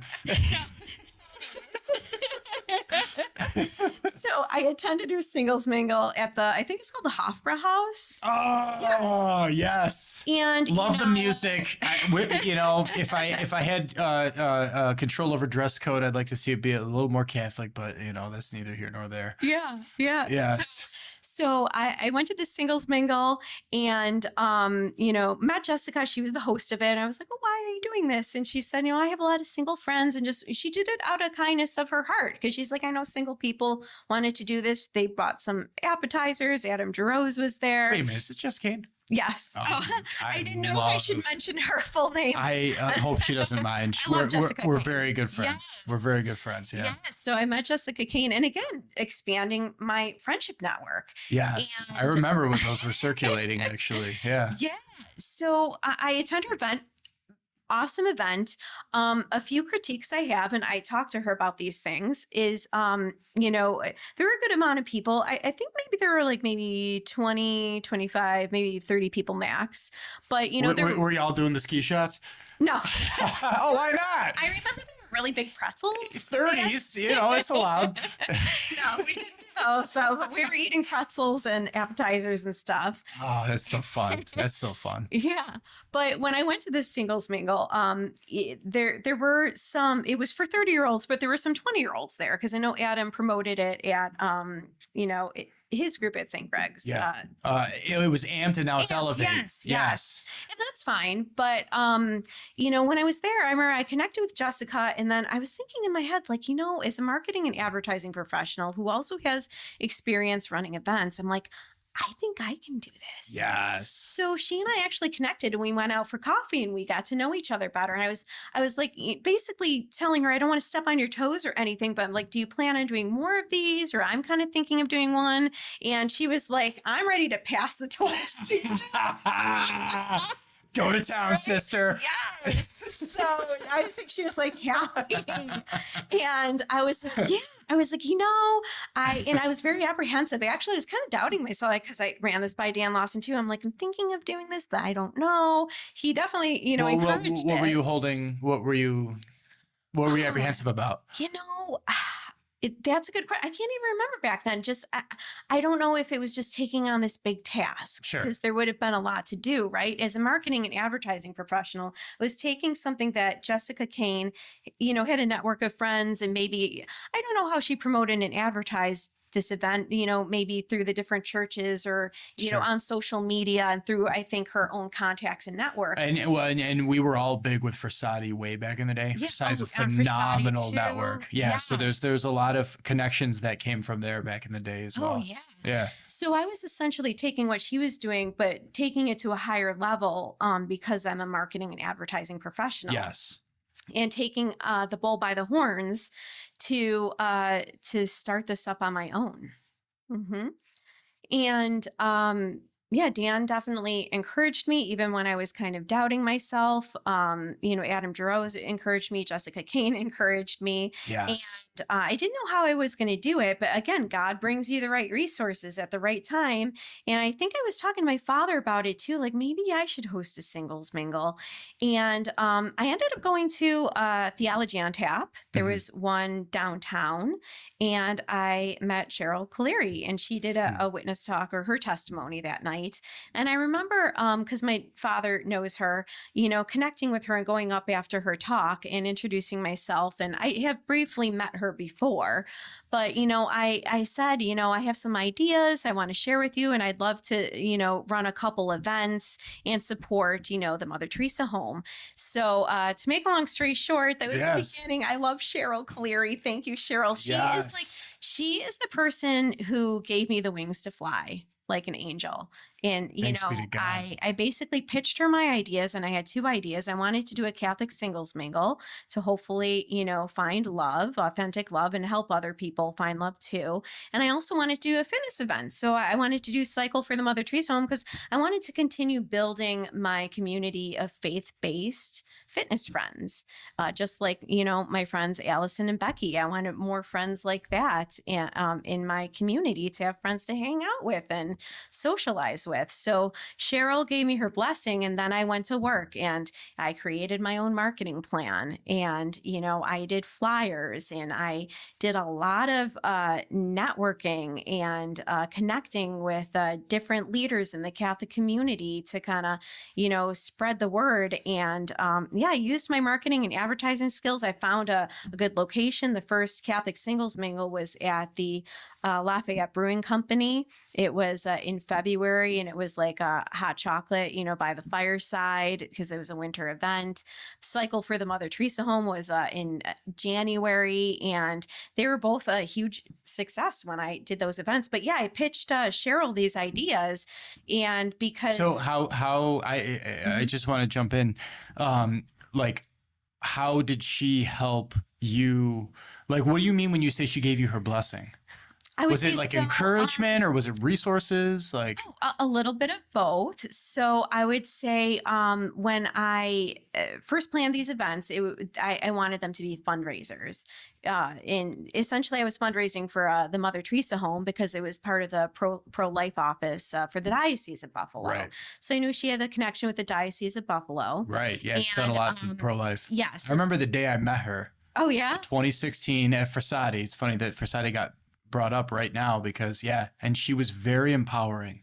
Yes. Yeah, like she was very inspirational to all of us young adults, and encouraging us in our vocations. Very, yes. And sharing with us what, her initiatives that were going on at that time. And I think that was around when she was starting to get involved in the pro-life Right. community, and she's done a lot over these years. Yeah, Yeah, yeah, yeah. yeah, So yeah, I wanted to help the pro-life community, and yeah. I wanted to do a fundraiser. And I went in like a business professional and pitched her my ideas. Here's my Yes. marketing Here's the plans. Here's proposal. the proposal. And I was like, I'll do it all. I was like, I will do it all. You don't have to do any work. I am going to book the location, pay for it. I'll find the sponsors. And I want to thank my friend Allison with Allison Kelly Design. She sponsored my first event. The Diocese of Buffalo did sponsor my first event. And I do have to thank Cheryl because of her connection with the diocese. My events were also promoted in the church bulletins, which was a Yes. huge leg up, a lift for me to get this off the ground Aha. on a higher level. That's the right? blessing. Yes. So that was a huge blessing, and that was definitely needed. So I do have to thank the diocese, in that respect, for helping me out to get the word out. Because as a marketing and advertising professional, and it's funny because, I was a media buyer too. So I was like, I didn't have a budget, and most of the advertising I did was free of cost, right? Just by networking and knowing the right places to advertise. That's a blessing. Yes. So And there's something special about our faith, because we're like the number one charity on earth. mhm. And, and like you said, God puts the right people in your life at the right time. And Right. sometimes you get pleasantly surprised, Mhm. in that Oh, yeah. experience where you're like, wow, like it was really nice of you to do that. Thank you. Yes, yes. Yeah. And even like we had some commercials on the Station of the Cross was very generous in helping us out and putting us my events on their community calendar. And it's really the community and all this networking. It came together. And I can't just say it was me because yes, I have the gifts and talents, but I do believe God brought the people too. You know, Yes. yes. Oh, absolutely. I mean, So we're one mystical body. Right. right, When right. one member suffers, we're all suffering. There's Mhm. something very profound going on there. And then also, like when we come together, we can all carry our crosses together and also have fun and and Yes. and and and rejoice. Hmm. Right. Like, it's not just sorrowful mysteries. There's the joyful and the glorious, like and Yeah. luminous, of course. And Yeah. so it's this is really, really cool. So you've shared the transformation of going from not at all practicing Catholic, even though you were raised Catholic, Hmm. to um, being broken, in your own Hmm. words, and going through the rock bottom depths, and then like a phoenix rising from the ashes, Thank you. like putting yourself back together with the help of a great support network, and and gleaning these extremely profound insights about human nature and what it means to be a daughter of the Father, right? Hmm. Of God the Hmm. Father. And then as a healed person, engaging the community, Hmm. and being like, hey, I got these gifts and talents. Like, let's get something going here. Oh yeah, Yeah. yeah. How So cool that's is where that? the fun begins, right? Yes. And you gotta, infuse the fun into it. So I believe that like some of my strongest gifts and talents that God gave me, not just my professional experience in marketing and advertising, is that I'm a very creative and organized person, Yes. and I think like is pulling that into what I was doing, and also a fun person. So, I did the cycle for the Mother Teresa home, huge success, and started building my fitness community of faith-based friends. And then the first Catholic singles mingle was a huge success, actually. So that was, people could bring donations, but you would get a free ticket on Eventbrite. I'm pretty sure I don't want to say sold tickets, but there were 75 tickets reserved, and about 50 people showed up. That's awesome. So, so here I am. And here's another good point to bring Like, up. I don't know if I should do this. I don't know if it's going to work out. 50 people. Yeah. And this is another huge point that I learned early on, because this was a lot of work and I did burn out. Yeah. But I remember like always complaining in therapy. Like I feel like I'm the only one who's like single, right? Like in my network of family and friends, like outside of the church. I feel like everyone's married and starting their lives and having children. But, being that I was in my later 30s at that time, I didn't have a strong group of single friends that, had focused on their careers and maybe didn't meet someone earlier in life. And I was lacking that community. And when I did that first Catholic singles mingle, it was like, wow, it's 70, something people signed up for that first event. And even though 50 people showed up, it's like there's all single Catholic people in this room. And it's like the loneliness goes away. It's like, I'm not the only one, right? Yes. Yes. Yes. Yeah. So, and the healing continues, right? Oh my God. But it was a lot of hard work. And I'll tell you what, too. And this is a message I think everyone needs to hear is that, sometimes you want to give up. And there have been times where I did want to throw in the towel. I think it's important to know that when people look at me, to not just see like, all this like fun and everything, because there's the glam on the outside, but Right. behind the scenes, I'm doing a lot of work. There were a lot of late nights and weekends where I was, creating ad copy and ad material and sending out emails and networking. And there was just a lot behind the scenes that a lot of people don't see. It's almost like what's it called? The iceberg. You only see the tip of the iceberg, but you don't Yes. see what's below the water. Yes. So I do want people to know, I think it's so important to use your God, gifts and given gifts and talents, Right. but their pain comes with it too, right? Yes. Yes. Yes. Yeah. Especially if you want to serve the community. Oh, I mean, look, like the servant is no greater than the master. And if we're going to be servant leaders, right? Like then that it's just that you are the servant of all. Right. Like, like even you could see this in positive examples of animal nature. You mentioned wolves. Like, let's look at wolves in a positive light, right? Like the alpha, like you eat last, like everyone, you take care of everyone.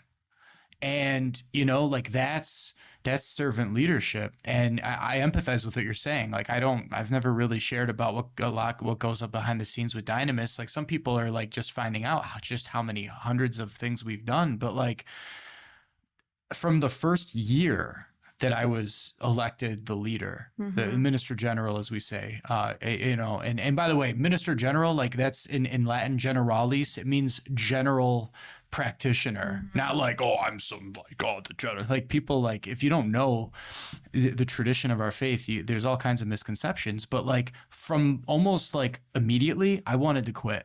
Yeah. Like I've gone in and out of that for 7 years.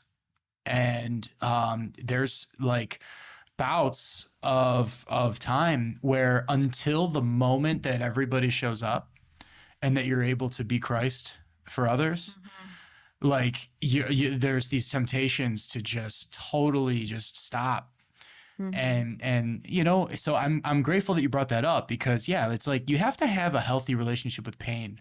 You can't like expect that it's like gonna go away. Right. In fact, this is something that we get into in deliverance ministry all the time. I mean, these are the most profoundly beautiful like souls in terms of like seeing what struggle looks like, and you have to overcome. You're gonna die, and like it can be extreme, and like, but you have to recognize throughout that whole process, like, look, there's no such thing. Like the exorcist isn't going to wave a magic wand and then all of a sudden everything's better. Like that doesn't exist. But liberation is desired, but that's like, part 2, which may or may not ever, like it may not come in the way that we know. But part 1 is the science of the cross. It's knowing how to, it's learning how to suffer well. And Right. it's learning how to be able to transform that pain into, like you said, creativity, something useful, something life-giving. And that's the beauty of our faith. I mean, some philosophies get fairly close, like Buddhism's pretty interesting. And, they talk about how life is suffering and you have to learn how to relate to it. But there is nothing like Christianity in terms of the fullness of transformative suffering and grace, allowing for grace Yeah. to give us maximum flourishing. So Hmm. yeah, that's a part of it when you're running Right. ministry. Right. Yeah. And also another thing I want to say is love perseveres and never gives up. So I have had my times where I wanted to throw in the towel, but I definitely, had to continue to persevere. And even with that first Catholic singles mingle, I know it was like, even my father was like, when are you doing the next one? I'm like, what? Like, I didn't mean Wait, it. you said you remarried, right? Yeah. So it's not for him. Right? It's not for him, right? No, but for me, he's like, when are you doing the next one? Like, I'm burnt out. But after awesome. that one, things started to change. And then I did another, then I also did other fitness events. I did a Marian mini retreat for women that spring. And that fall, I did my second Catholic singles mingle. And that one was actually a game changer. The first one that I ran was a lot of me kind of working the event. I didn't really get to mingle as much as a single woman because I'm wearing two hats, right? I'm running the event and trying to meet people as a single woman. Right. But that October singles mingle, I did it again at the Lafayette Brewing Company. That would be this past year or 2 years ago? 2 years ago. Okay. Mm-hmm. I actually started making friends, and I met my good friend Julie, and we still, hang out today, and we go skiing. I started to make male friends, guy friends that go skiing with me, have hung out with me in groups, and we'll go. We have a group of us that over time, as I've continued to do more singles mingles, that will go see bands together, like the Nerds Gone Wild, that will, go hang out at the bar, go get dinner, go to Old Fort Niagara. And now I have, a faith-based community group of, like-minded single Catholic adults that respect each other. And I do have to say, the good thing is that by coming back to the church, going to RCIA, relearning my faith, running these events, I think it's helped me to develop healthier relationships with men and to have the hope and belief that I can possibly find a good man someday that will love and respect me as a husband, as opposed to old, thoughts from, thinking that men were bad from online dating, or, the chauvinistic kind of point of view from my early 20s of, how men were towards women. So yeah, now I have a good, healthy group of, male and female friends. And some other fruit that has grown from this is there are two engagements from the Catholic singles mingles. Yeah. And they are getting married this year in 2025. Yes. So people are really getting engaged and soon to be married. People are dating. People are making friends and hanging out and having a good time. I mean, I did a jingle mingle back in December of 2024. And, I broke up people into groups. I'm doing more activity-based singles mingles. I broke up everyone up into groups, and we did a gingerbread house decorating contest. Yes. Yeah. So these things they're fun, Yes. Yeah. Yes. Oh my goodness. Mm-hmm. And she better be in the wedding party. No, I'm just kidding. Yeah, I'm sure you'll be there. Yeah. And that's an incredible transformation testimony, because now you have people in your life where you're like, I know that there are men who don't think those dark ways, Mm-hmm. that are warriors, right? Like we Yeah. are soldiers by virtue of our confirmation. Mm-hmm. And part of being a spiritual warrior is showcasing authentic masculinity, Mm-hmm. right? For men, it's to be Saint Joseph, Right. it's to be Christ, it's to be a confident, chaste man who wants to be a part of a community like that. And the fact that you have sought and attracted what you've been looking for, yearning for. It's almost like it's like primal. It goes Yeah. like to the depths of your roots and your being. And I think that that is an exemplification of like what all human beings are going through Mm-hmm. and yearn for, whether we know it or not. I mean, obviously everybody's on their own, you know, in the journey and in whatever place that they're at, but hopefully everybody comes to realize that like, you know, like we don't want to live in the dark. We want to be children of light, and that can happen in this life. Mm-hmm.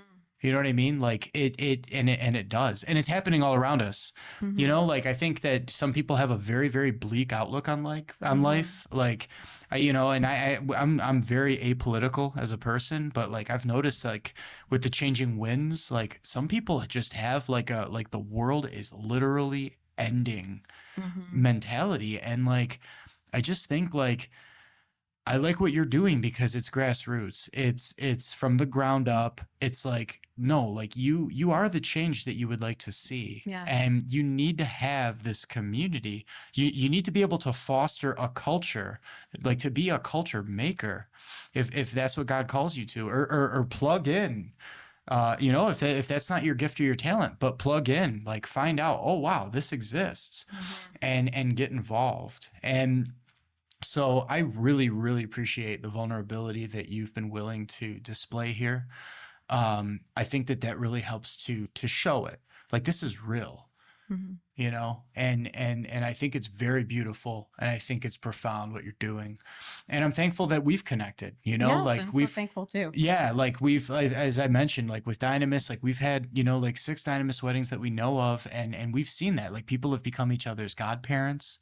You know, I'm a godfather Mm-hmm. of 6 currently, and that's like you're not always going to get to see the seeds watered, but sometimes you do.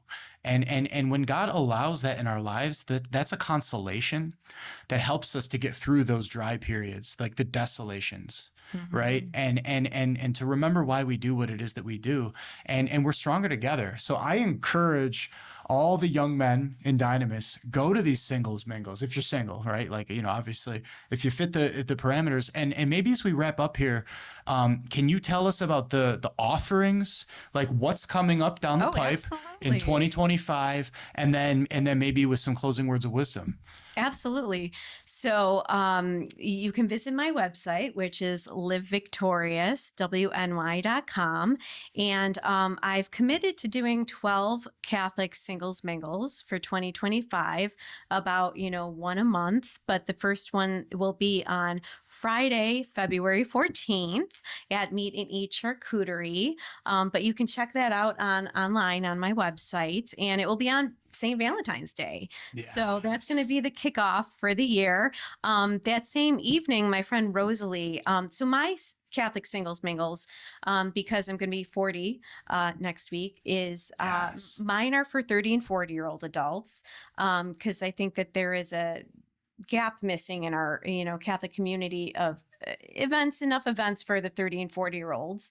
Rosalie is going to be hosting an event for the 20-year-olds at Cornerstone Cafe, and that will be on Friday, February 14th too. But you can also go visit, I have a social media page where this information will be, which is Catholic Singles Social WNY.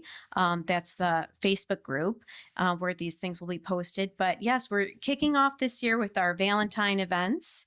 And then after that, I have a lot of other fun-based or fun activity-based events coming up. A systemic class in March with Dan Yes. Lawson. That Yes. will be coming up. We're going to be doing some beer tastings this year.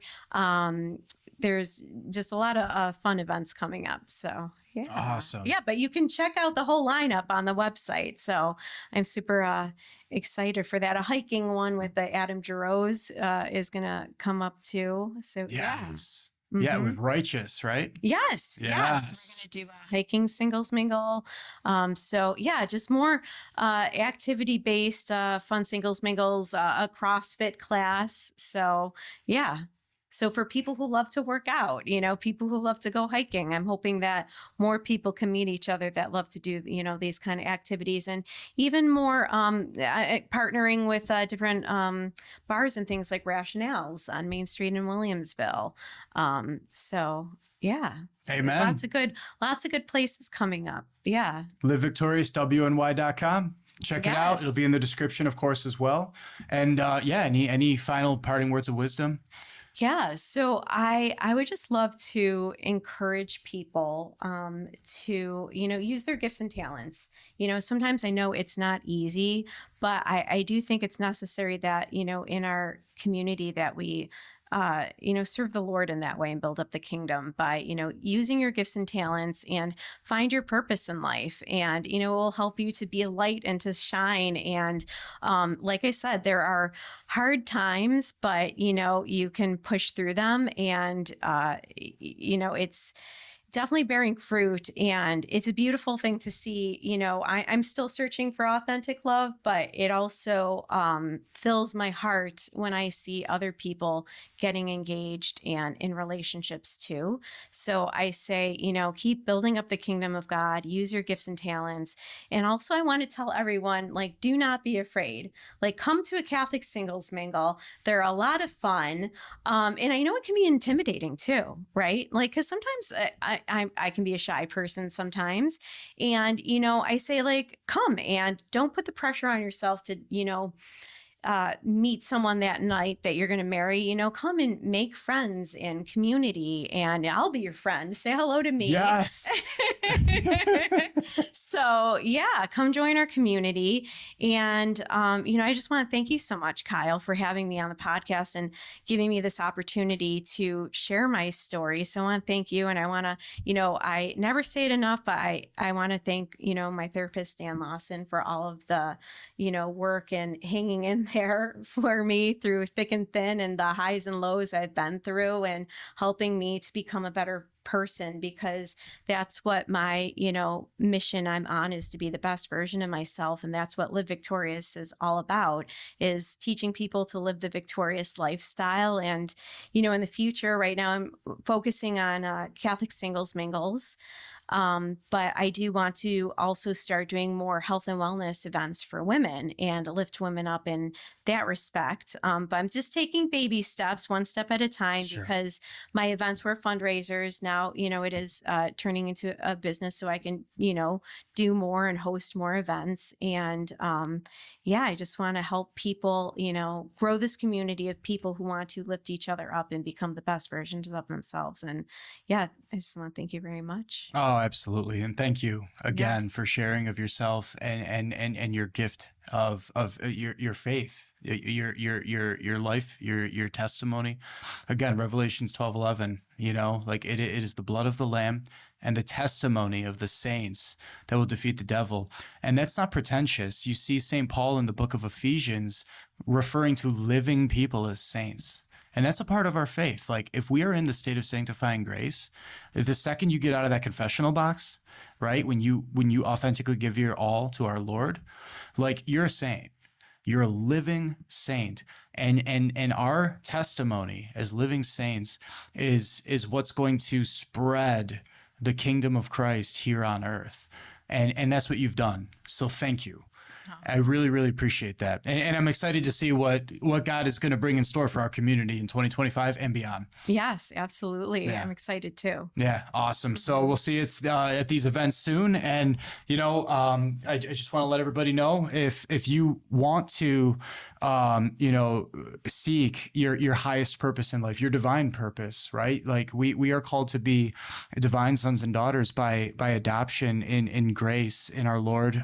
We have the offering, the Rich Dawn Life Coaching, Catholic Life Coaching, as has been mentioned throughout this podcast. Brother Dan Lawson has strongly encouraged this, because there is such great need. There are so many people that are yearning for a service like this, and there's not enough help. But, you know, I've got over 210 credits in the academic side, but much more importantly than that, a lot of life experience. You see that throughout these conversations that we have here. So if you know anybody in the community that could benefit from something like that, definitely check out, you know, the offerings, therichdawn.com. If you enjoyed this conversation, please comment, you know, be a part of the conversation. Let us know, you know, like what inspired you, what you'd like to hear more about. And of course, you know, like, share, subscribe, all that stuff helps very much. And God bless you. God bless.